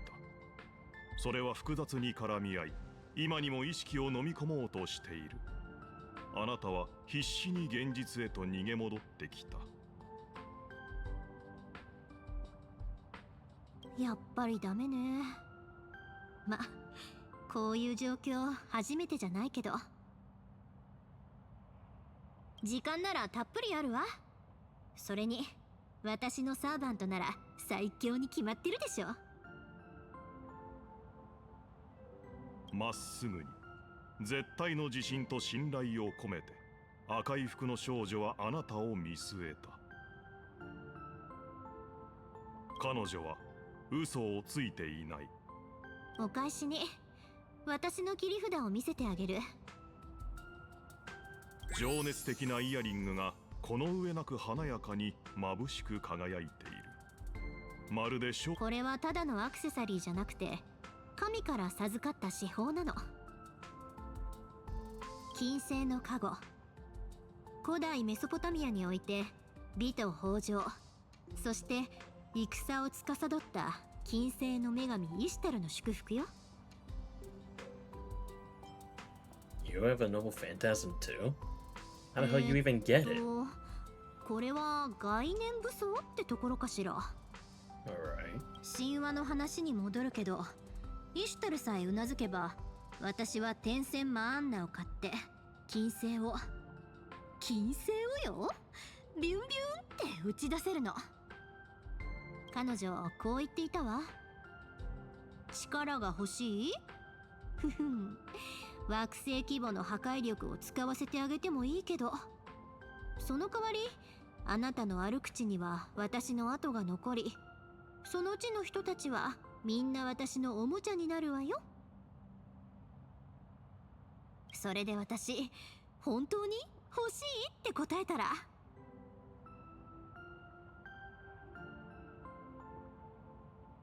そのまま即決。すごいでしょ。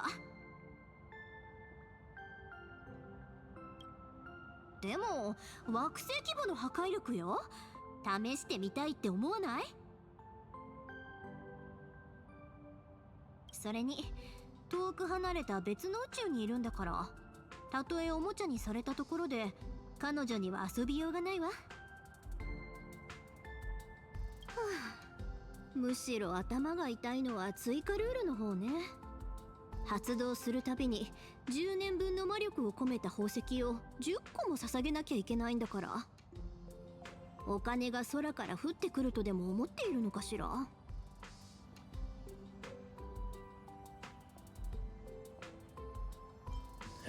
What a terrifying goddess. そうそう、ぼったくりでしょ。私まだ一度も発動したことがないのよね。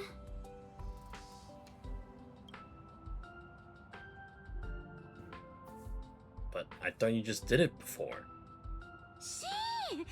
あれはこっそり使ったやつだから、バレたら神罰を受けちゃう。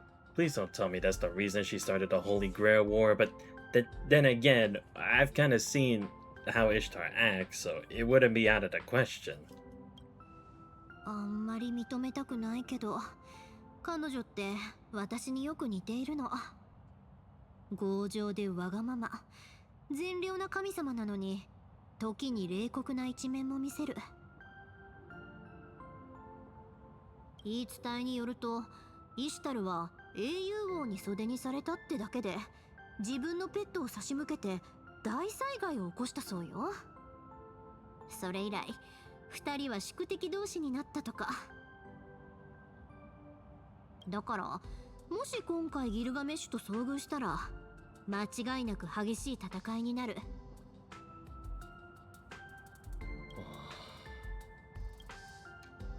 俺がいる。だから任せろ、マスター。でも私だってただのか弱い女の子じゃないのよ。戦いで遅れを取るつもりはないから。一緒に優雅に堂々と立ち向かいましょう。それぞれ別の神様の寵愛を受けていても、自分の人生は自分の手で切り開かなきゃでしょ。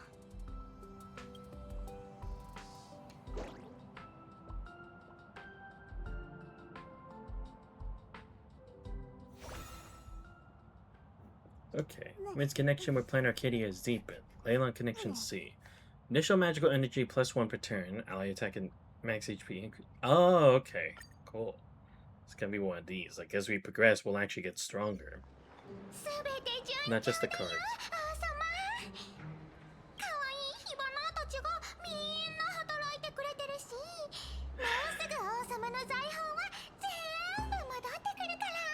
'Of course she'd be serving him.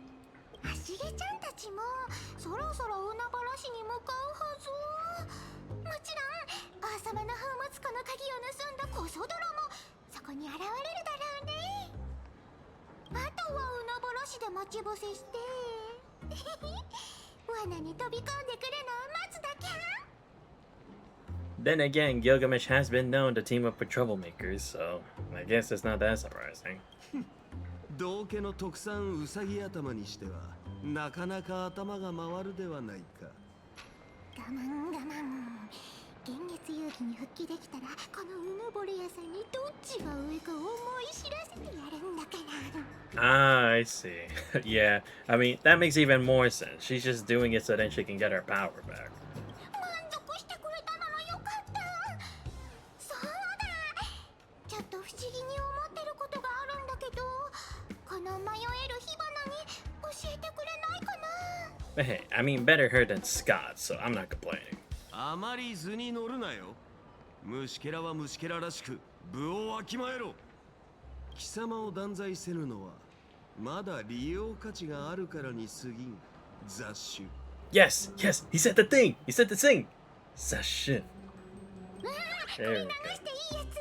ピーヨン入れなくて大丈夫？もしかして王様ってスポンサーなの？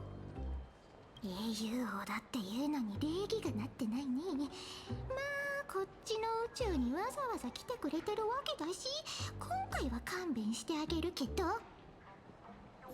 耳障りな音しか出せぬ喉などいっそ切ってしまうか。今のはただ感心しただけだから。ヒバナが知りたいのは宝物庫を荒らした張本に別の世界から来たあの赤い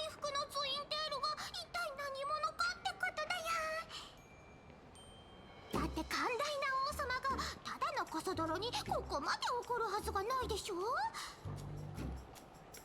しかして昔二人の間に何かあったとか。考えうる限り最も不愉快な問いを投げる。答えを知りたいか。ならば少なくとも舌を引き抜かれ神殿建立の礎として二重にされる程度の覚悟はすることだ。まあ舌を引き抜くってまだ奴隷がいた時代を生きてるの。ああ、君はそうだったか。まあ火花は心が広いから多めに見てあげる。奴こそ俺が最も忌む存在。あいつさえいなければ俺が冥界へ旅立つこともこのような歪んだ世界へ流れ着くこともなかった。あの女は俺から何よりかけがえのないものを奪ったのだ。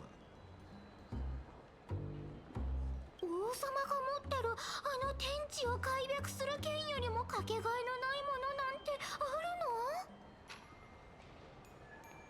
の？眼識の狭い者に俺の考える尊いが何かを解く道理はない。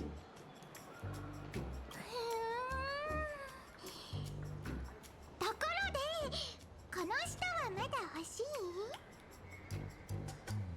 食うには味気なく捨てるには惜しい。取っておけ。こたびの主催はあの厚顔無知な女でなくてはならぬからな。大口叩いちゃって。そこまで言うなら望み通りにしてあげる。君たち宇宙人をひどい目に遭わせてあげるんだか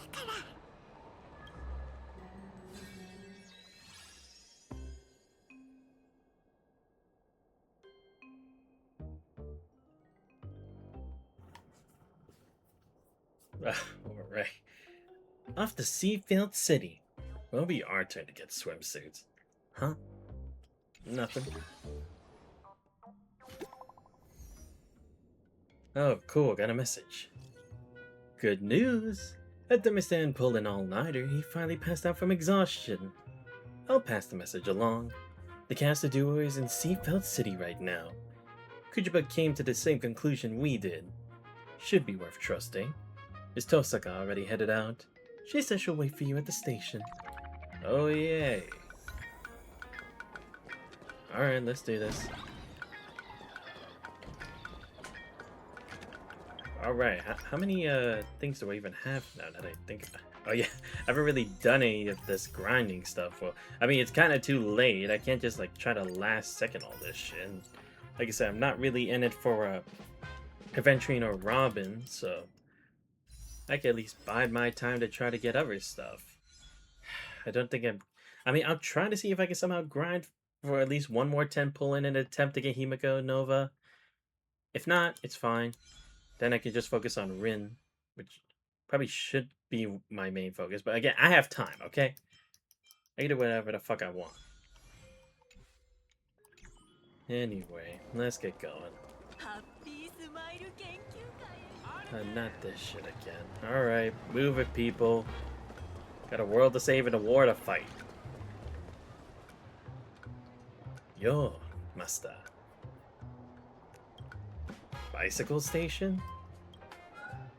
Oh, come on. You can't tell me you're this broke. You're in heirs for crying out loud. Looks like she's actually dead set on biking all the way to Seafield City. Might as well accept my fate.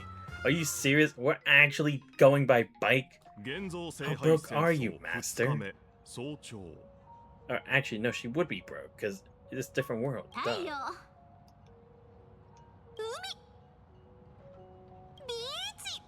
Oh yeah, I guess she has kind of been stuck in the boonies for so damn long. It's like, this is a whole new scenery for her.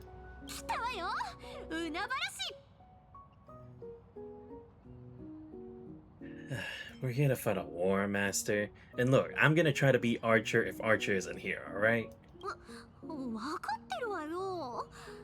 けどせっかくの海なんだし、ちょっとは楽しんでおかないともったいないでしょ。Nah, don't worry. I know about doing that kind of stuff too. これからキャスターと対峙しなくちゃいけないなんて気が重いわ。Alright, I guess you wouldn't necessarily have the best interactions with Caster, because if it somehow was the same Caster, which I doubt, but if it was, it would be like, oh god, not the same shit again where she turned my archer against me. あんたらが昨日調べた内容をもとに姉ちゃんが追加調査したところによりゃ、相手は体術に長けた教授と魔女のサーバントらしい。Huh? A professor? Along with his witch... Wait, who would this be? A professor? Someone we actually... Well, not Skrull, right? Because, again, he's still not even out as a character yet, despite how many times people were like, Skrull's gonna come. He's gonna be the next character that happened. The Nox? No, but he wouldn't be alive. No, he would be the servant, not the master. Yusuke? Again, kind of takes place... It depends when this actually takes place. But then again, we don't know Yusuke hand-to-hand combat. I mean, we know it's actually a separate mod, but still. What you know? Oh! Dr. Ratio? Is that who it would be? I guess. I mean, I don't know if I call him professor. I mean, he's a genius, but I don't know if he's called that. どっちもそれなりに特殊な身分だ。扱いに気をつけるに越したことはねえぞ。Seriously? ところでランサー、なんで今日はあなただけなの？ Yeah, I swear, Kuchiba never really does anything. Why isn't she here? 姉ちゃんは別の手がかりを追ってて、しばらく手が離せないんだとよ。So she says. 探偵の兄ちゃんの方は、あの野郎、キャラが被ってる。両区並び立たずってやつさ。だとよ。You know what? He's smart. He's smart. He's thinking about the bigger picture, the plot. 下手な言い訳ね。But hey, it's fine. ご心配なく。事務所を代表して私がおりますので、何なりとお申し付けください。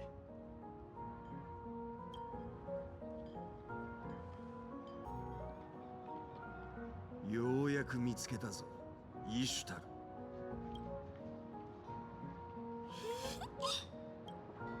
こちら。あいつはずっと動かねえから。I see. So 確実に仕留められる。yeah, he is after Ishtar. So she is here. But again, it's not Rin. But how did she manifest here herself though? That's gonna be the real question here. Because I'm curious, because it doesn't seem like she's possessing Rin. At least I don't think. Though again, it is possible because the same thing happened with Leticia and Jeanne d'Arc. So I'm not entirely sure how this works. Anyway, I'm at least gonna try to meet Cass and then we'll end it there. Because it looks like we might have to do this in like 3 streams, considering there's 7 days to this. Okay, I only have 2 jumps. Do I jump onto this? Aha! So it is! I have to jump on those blocks. Okay, a lot more simpler than I thought.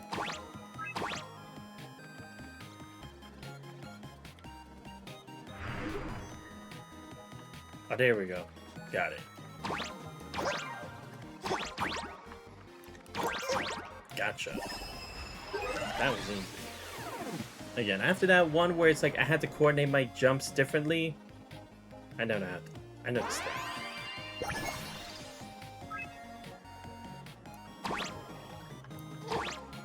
There we go. Gimme.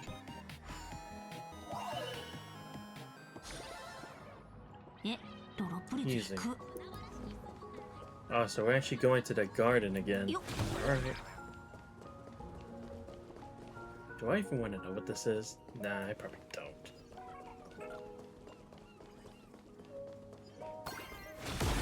Excuse me, pardon me, making way. だから言っているだろう。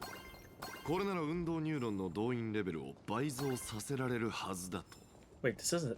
Is それ this って Ratio? ただのフィットネス器具じゃない。What is this? I'm trying to recall whose voices they are. Oh, it is ratio. Called it. But then who's his servant? Said it's a... Oh, would it be Herda?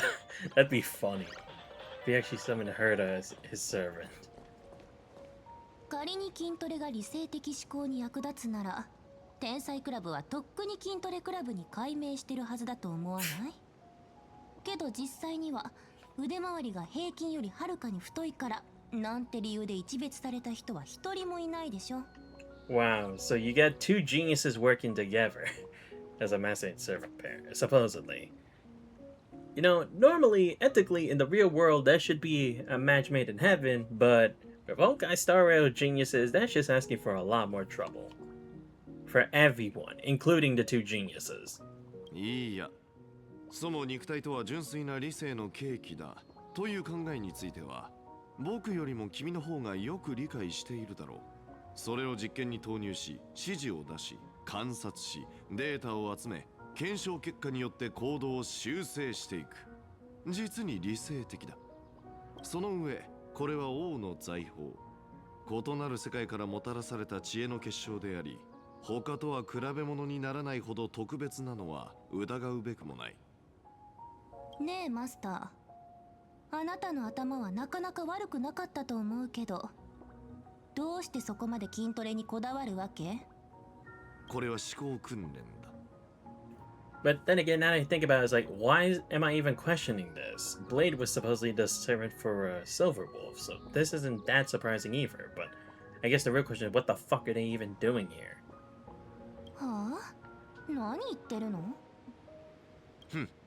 実験室にこもるばかりではいずれ身を滅ぼす。その時になって後悔すればいい。そっくりそのまま返してあげる。それはどうも。あの二人は？キャスターヘルタ。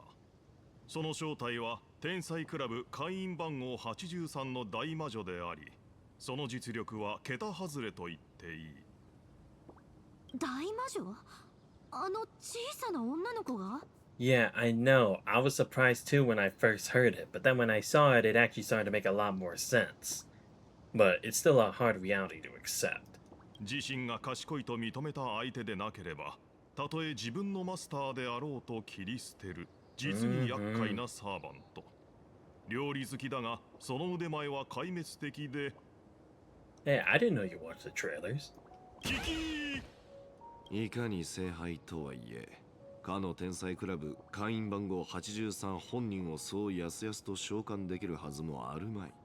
So you would think. それと物語のテーマに関係のない余計な設定を付け加えるな。0点だ。Oh, come on. I thought he did a good job.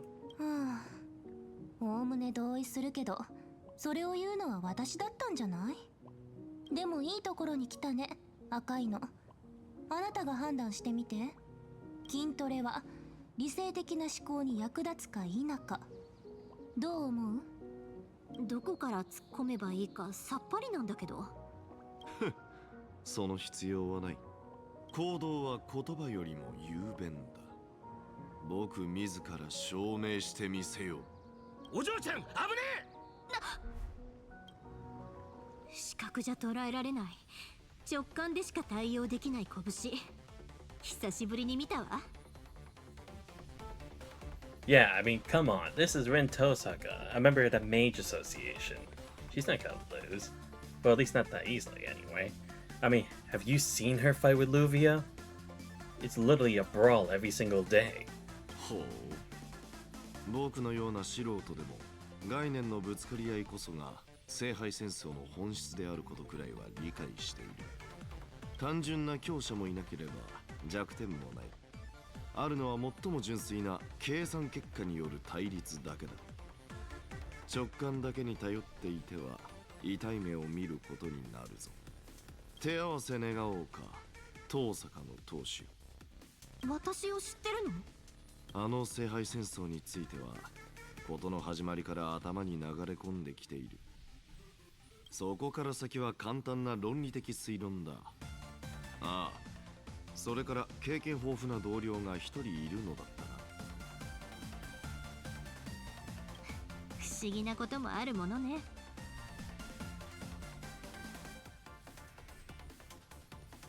どうした？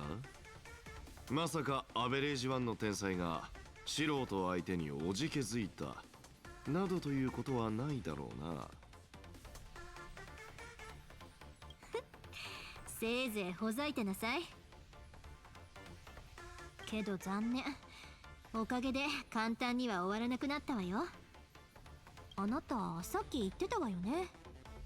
行動は言葉よりも雄弁だって。実は私も同じ考えなの。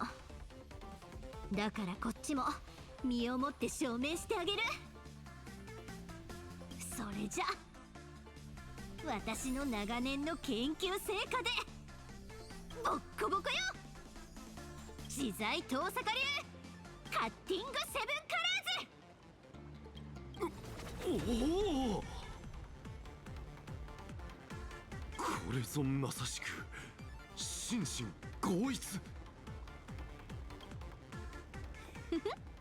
ようやくこれを試せたわね。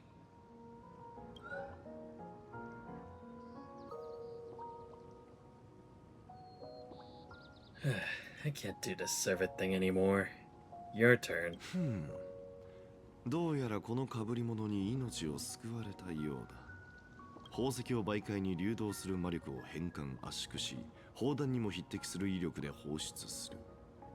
それだけのゲートを身一つでやってのけるとは侮れんな。面白い、とても面白い。全くの意味不明。でも気に入った。いいよ、認めてあげる。私はただ運動が嫌でダダをこねていたの。だからこのフィットネス器具はあなたたちにあげる。ただし条件がある。いや、これは王の財宝の一つ。正式名称はブルーワーカーだ。今はそんなのどうだっていいでしょ。それより私の話を遮らないで。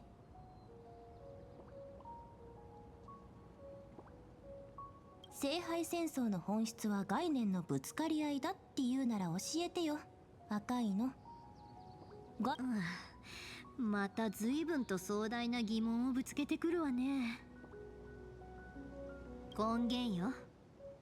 それこそが全ての魔術師が追い求める究極の真理であり、あらゆる物事の起源、過程、そして結末を記すもの。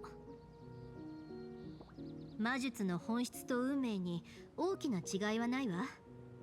だってどちらもある概念を実践し再現することなんだから。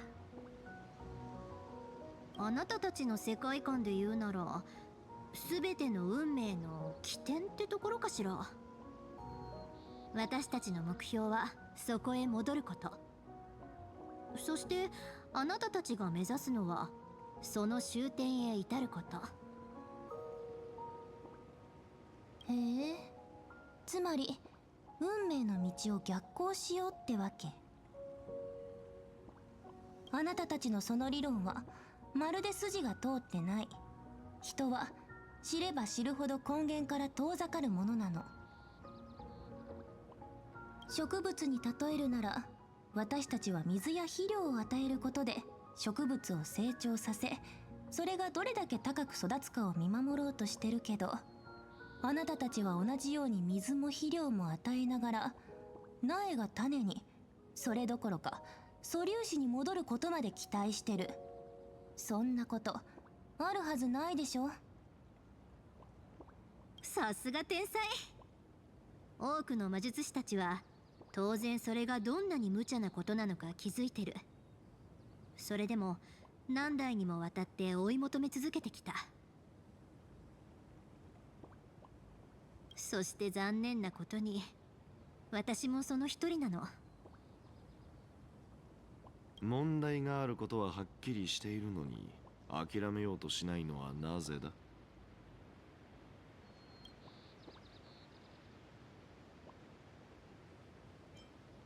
Perhaps learning itself is joyful enough.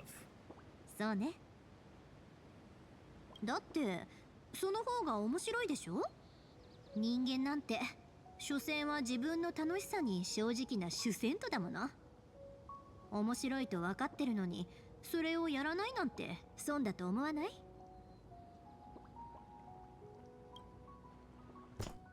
ほう、コソドロ風情がなかなか吠えるではないか。英雄王ギルガメッシュ。ほ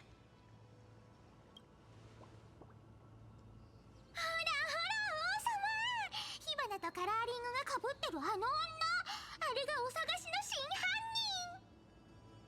人。たわけ、貴様誰の許しを得て口を開いている。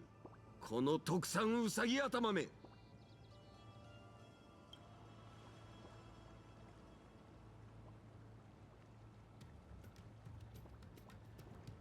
King of Heroes, huh? Looks like things are finally getting serious. Bring it on. それは金星の加護だな。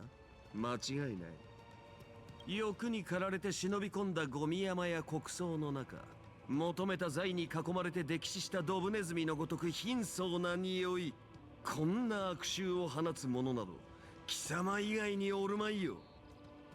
そしてよくも俺の宝物庫を荒らしてくれたな。I see. You know, I wouldn't be surprised if the reason Ishtar gave Rin that was to make him think it was her. え？ That'd be funny. 荒らしたって私が？他に誰がいる？ I mean, he's not 貴 wrong. 様が後悔のあまり自ら俺の足元に頭を潜り込ませ、すがりついて許しを請う哀れな姿、存分に我が前にさらすがいい。待って、よく見なさいって。 Wait, I'm fighting him again. しかと見たぞ。 Damn, we're fighting him already. うつけがそこにいる。どういたぶってやろうか。そうだな。手癖の悪いダメ神と刻んだ石板を抱えさせ、あの表情を変える月の上に立たせてやろうか。宝物庫の奥を開くのは億劫だ。我が現像の術、とくと見るがよい。ち、そんなことまでできんのか。化け物すぎんだろ。愚かな犬め。その程度の小細工、俺が成層圏に突入する前より見切っておったわ。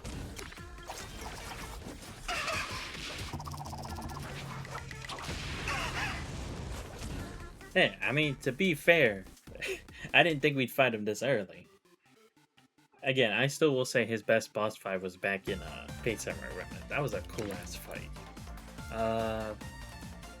I should probably do the most damage to you, but I know these two ones give buffs, so I'm gonna get rid of one of them now. Too troublesome to have all of them around. Alright, we're good.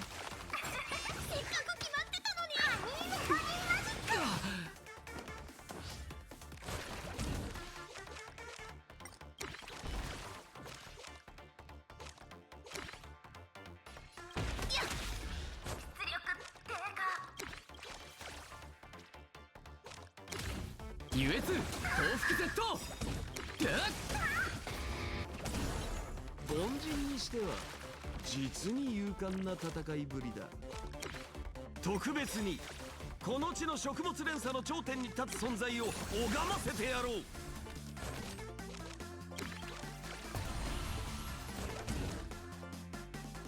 イシタル、受け取りやってやるわ。アンガルタ・キガルシュ。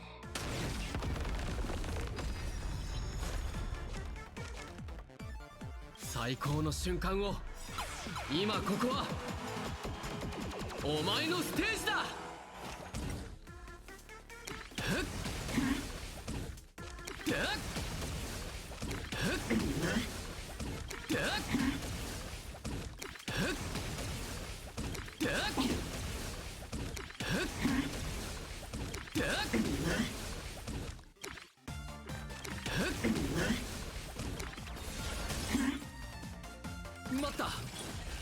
使うなら半券料をもらうぞ。いくらだ、くれてやる。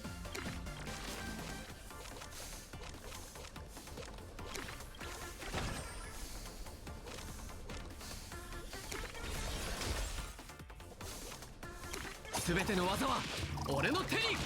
掃除中じゃぞ。開拓を巻き起これ。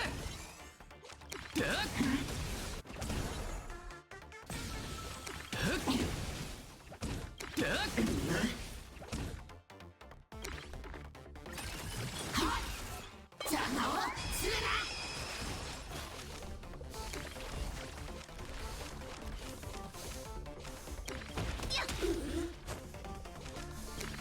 光よ無限を貫け。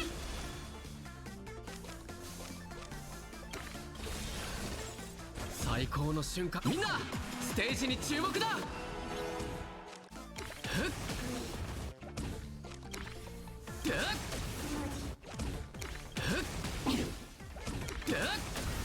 死して敗せよ。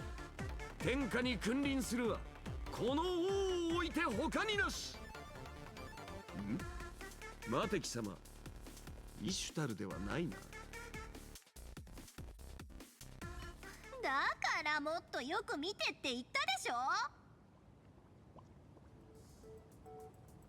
私はリンとおさかりんだってば。ほらあーちゃんのマスターの忘れたの。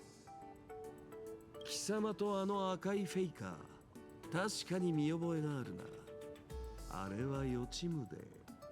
I swear. It's funny because it's like, I shouldn't remember you, but I do for some 五 reason. 大属性を操る小娘か。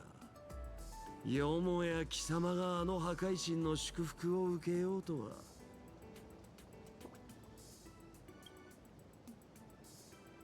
貴様、その耳飾りが銀河にどんな惨劇をもたらすか気づいているのか。あれとは早々に縁を切っておくことだな。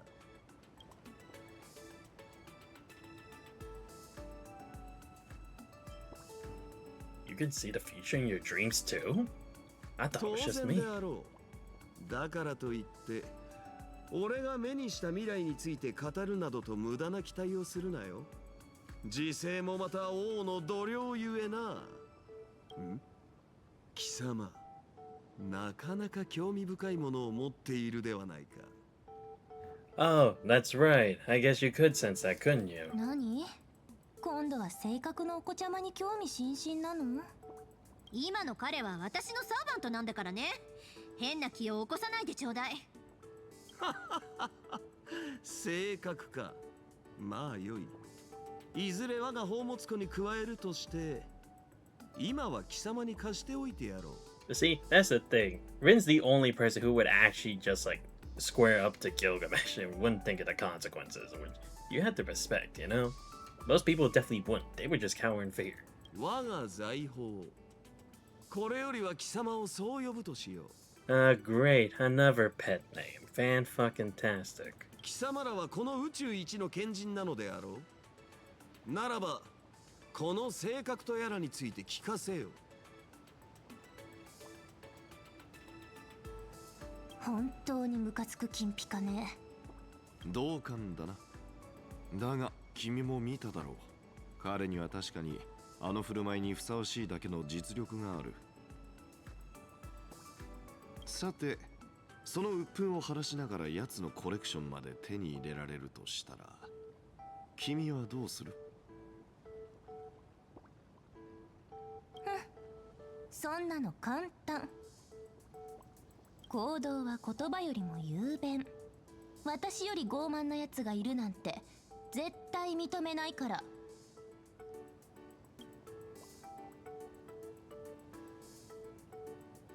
ねえあなた、天才の宝物庫に興味はない？それが真の天才のものであるというなら、一見の価値を認めてやってもよい。その期待に応えてあげる。私はいくつも博物館を所有してるけど、このコレクションはその一つに過ぎない。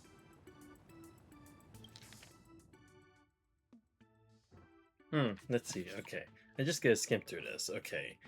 Reject silence. Tiny orchestra is set to automatically play some not too bad exotic music when the ambient noise is at 0 dB. Surrounding is louder, the set will remain silent. Great. Dark matches. Nothing special about these matches designed to be used in dim environments. You stare at them long enough, you may even find them pitiable. You place in bright areas, transparent, odorless aerosols in dark green, spotted floating near their heads, which are safe to be touched by hand. 9 dimensions travel away light and usher in darkness. Then the interdimensional bed. Wait, what? Situated in the Herder Department of Implement Arts, this bed lies in the middle of a scented lime green vines. Those sleeping in its fragrance will, in their dreams, cross the boundary between dimensions and travel. What the fuck is this? Railway platform used to host guests at the space station. Okay, that's not really a treasure now, is it? Whoa, wait a minute. Why the hell is the Astro Express your property? Fuck off! Spacecraft parts that hurt. Should it be damaged, the space station bears minimum liability. Then the Shichi Megascope, I guess, is how you pronounce it. Megascope used to observe Aquila constellation. 確かに人類はそれほど賢い存在じゃない。多くの世界にとっては災いでさえあるかもしれないし、それについてどう言われようが私は気にしないけど、人類が想像したものには必ず貴重な意味がある。あなたもコレクターならこれらのコレクションが何を意味するか一目でわかるんじゃない？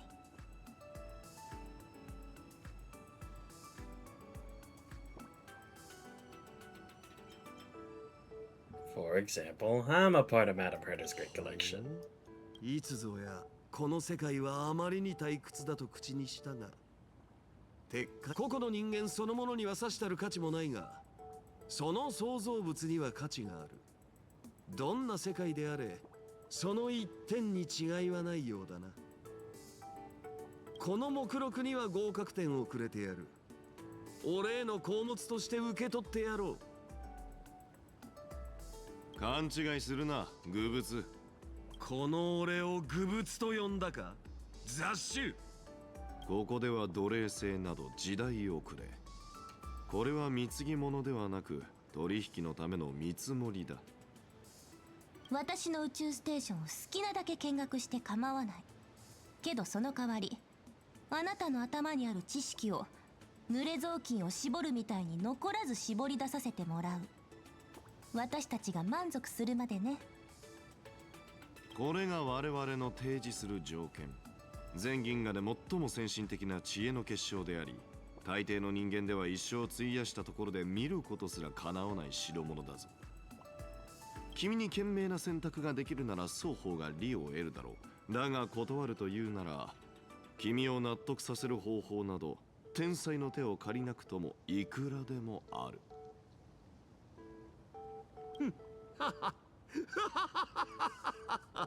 随分と威勢よく回る舌ではないか。この俺にそうまで吠えてみせたのだ。覚悟はできていような。俺がほんの少し宝物庫の扉を開くだけで、その不敬な口は永劫に閉ざされるものと知れ。とはいえだ、貴様のその蛮勇と基地、この場で散らすにはいささか惜しい。よって合原ではあるが、特別に許す。まったく呆れた悪運よな。よくよく覚えておくことだ。もし俺がキャスターのクラスで限界していれば、全人類が知り得ぬ身代の魔術すら行使できたのだからな。無論今でも使えないわけではないが、あいにくまだ我が財宝のすべてを回収したわけでもない。魔術の知識？その程度。そこの天才犯罪者にでも聞いておけ。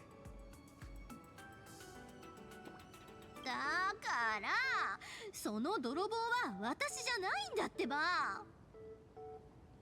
けどまあその取引には賛成するわ。知識を交換するだけで和解できるならそれに越したことないもの。それじゃ2人ともよろしくね。いい機会だから根源と起源について簡単にまとめておいたわ。手土産代わりにどうぞ。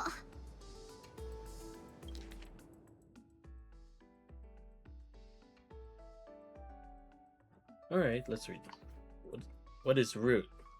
Of course, the causes, processes, and ends of infinite things in the universe, empty cosmos and Magecraft included, as its very existence as item has the name root. Now hard to see that this is both infinite knowledge and the sort of the empty cosmos, walk in contradiction. And so the so-called root is really just a concept humans invented to wrap their heads around the idea of infinity. After all, if infinity is going to mean anything, you need a boundary to define it. Otherwise, the very distinction between finite and infinite loses all meaning. Yeah, I guess. Yeah, because it's like similar to the question like what came first, the chicken or the egg kind of thing. What is origin? If root is the primordial cause of the cosmos itself, then origin is the individual cause behind every single thing that exists within the cosmos. It's like an arrow, fixed in the direction of development the moment something comes into being. The living being can defy this directionality. As the saying goes, you reap what you sow, yet living things are rarely aware where their origin lies. As awakened, one's consciousness becomes dominated by the origin until it becomes the origin itself. 見事な教材だな。難解な内容だが、それをこれほど簡潔にまとめられるとは。君、彼女ほどの死にはそうそう巡り合えるものじゃない。大事にすることだな。話のわかる子は嫌いじゃない。あなたには期待してるよ。さて、それじゃあ本来の元凶について話しましょう。ギルガメッシュ、あなたをここへ連れてきた女の子はどうしたの？あの特産品か？先に戻って配信でも始めたのであろうよ。悪い知らせだ。そこの金ピカが騒いでる間に逃げたウサギを追いかけたんだが、すまんが見失った。あのお嬢ちゃん、光学観測も魔術観測も遮断できる何かを持ってたらしい。街中に逃げ込まれちゃそれ以上は手が出せねえ。きっと彼女が手にした財宝の力ね。まんまとやられたわ。うろたえる必要などあるまい。俺に策があ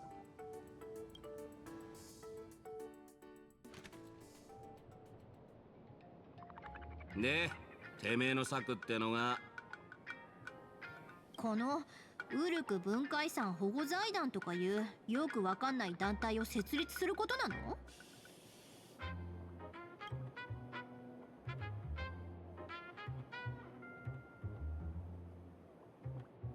？What happened? Who wants to tell me? 私、わかっちゃったかも。What? 火花があちこちで偽の情報を流してるのは、参加者同士を殺し合わせて財宝を独り占めするため。だったら他の参加者たちより先に王の財宝を回収できれば、きっとあのウサギも姿を見せるはず。でも私たちはもう回収を始めてるじゃない。わざわざこんなごっこ遊びを用意する必要はなかったんじゃないの？理解したと言ってもその程度か。まあ五大元素を扱う際など結局は添付に過ぎぬもの。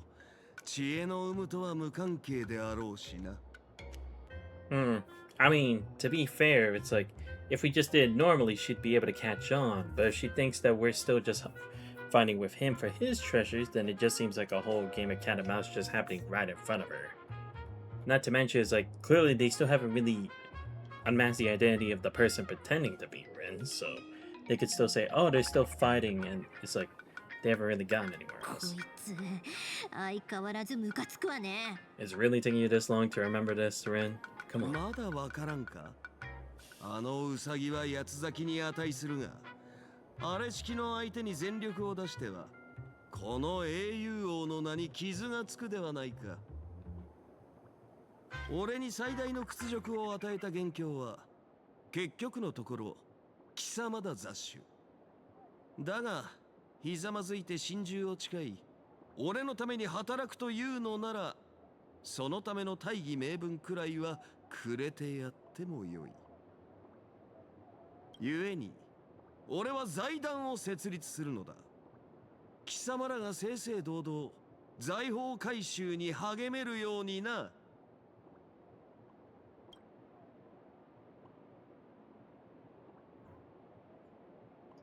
Thank you for your immense grace, Your Majesty. 多少は立場が分かってきたようだな。反論できない。そういえばその子は？こやつか？こやつは俺が目覚めて最初に目にした存在だ。Yeah, I was gonna say, what's with this thing? Because I almost thought you were gonna pull in Enkidu and be like, oh, did this thing summon you? Like how that, Oh, sorry. One second.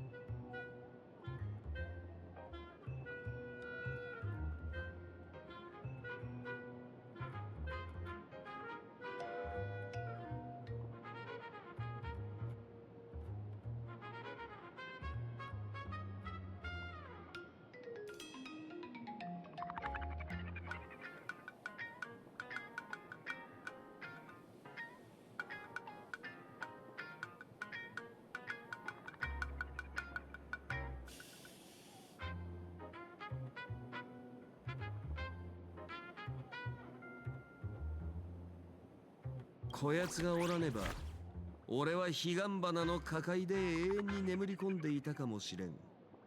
故に、俺のそばにはべることを特別に許しているのだ。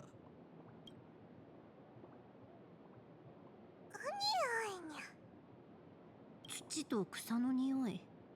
大地との結びつきが強いみたいだけど、この子も現像種ってやつなのかしら。Okay. Oh, so it's a chimera too. Okay. なんて言ったの？ Why do you expect me to know? どうやらこの幼獣は俺の呼びかけにしか答えんようだ。まあこの土地がもはや俺のものであることを思えば当然よな。何の自慢よ。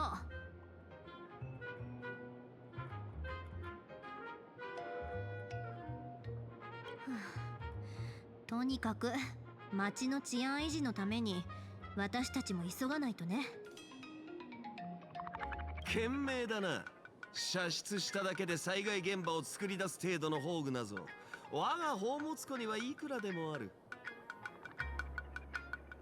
誰もそんなこと聞いてないでしょ。ああもう見てるだけでイライラさせられる。ほら早く行きましょう。にしても口場さんはともかく探偵さんまでいないなんて。情報提供を依頼したかったのに。情報など俺の手元にはいくらでもあるぞ。褒美だ。好きなだけ持て。次はもっと早く懇願の言葉を口にするがいい。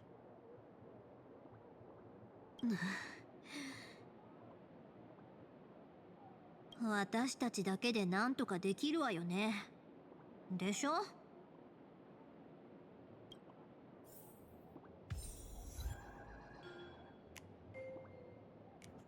Okay, good timing. My lunch actually got here, so I think this will be the end of the stream for now. All right, at least we're finally starting with the story here, and we're on day 2 of the 7, so definitely gonna be at least probably 2 more streams of this. Though again, I don't know how I'll try to do it within like the next 6 days or so, but I'm gonna try my best. Okay, like I said, I might try to do a back-to-back stream day on Friday as well. So I'll probably do this in the morning and Witch of the Night at night, or I can just switch that around since it's like, again, I don't have to be on Witch of the Holy Night too long, where it's like this, it's like there's a couple days of this, so I might want, actually that might have to be the plan, considering that there'd be a lot more time invested into this, considering how big the context of the story might be as comparative to a chapter of Witch of the Holy Night, but I don't know. That's just me estimating it. I don't really know for sure, but anyway, I'm at least liking the direction it is so far, you know? Like, it's not too bad, like, it's nothing spectacular, but, I mean, to be fair, I'm at least more hung on to the story as I was opposed to when they did it the first time around, so it's not bad. I don't have really a negative opinion on it, because also we're just dropping in some fate facts, but it's like, again, kind of relative and like trying to compare with the ongoings of the Honkai Star universe, so I can't really complain too much about it. But next time when we come back to this, we'll definitely try to do a bit more of the story, or the collab story. Like I said, later tonight I'll definitely be doing a Tears of Berseria remastered. In regards to Wuthering Waves main story, considering we'll have that update coming out, I think either tonight or something like that. I'll probably do a Wuthering Waves stream tomorrow after work. I know it's gonna be a bit exhausting for me, but I actually do want to like be on the nose for that. And like I said, Punishing Grey Raven, I don't really know how I'm gonna do that, but that's just gonna be a bit more of a long-term project. But anyway, I hope you guys did enjoy the stream. If you didn't, you guys aren't already following the channel, please make sure to leave a follow. Much appreciated. Check out my YouTube channel, I post the VOD, subscribe as well. And links to all my socials and stuff are on the channel. But this has been Santa's Voice. I hope you guys have a great rest of your day. See you guys next time. We're out.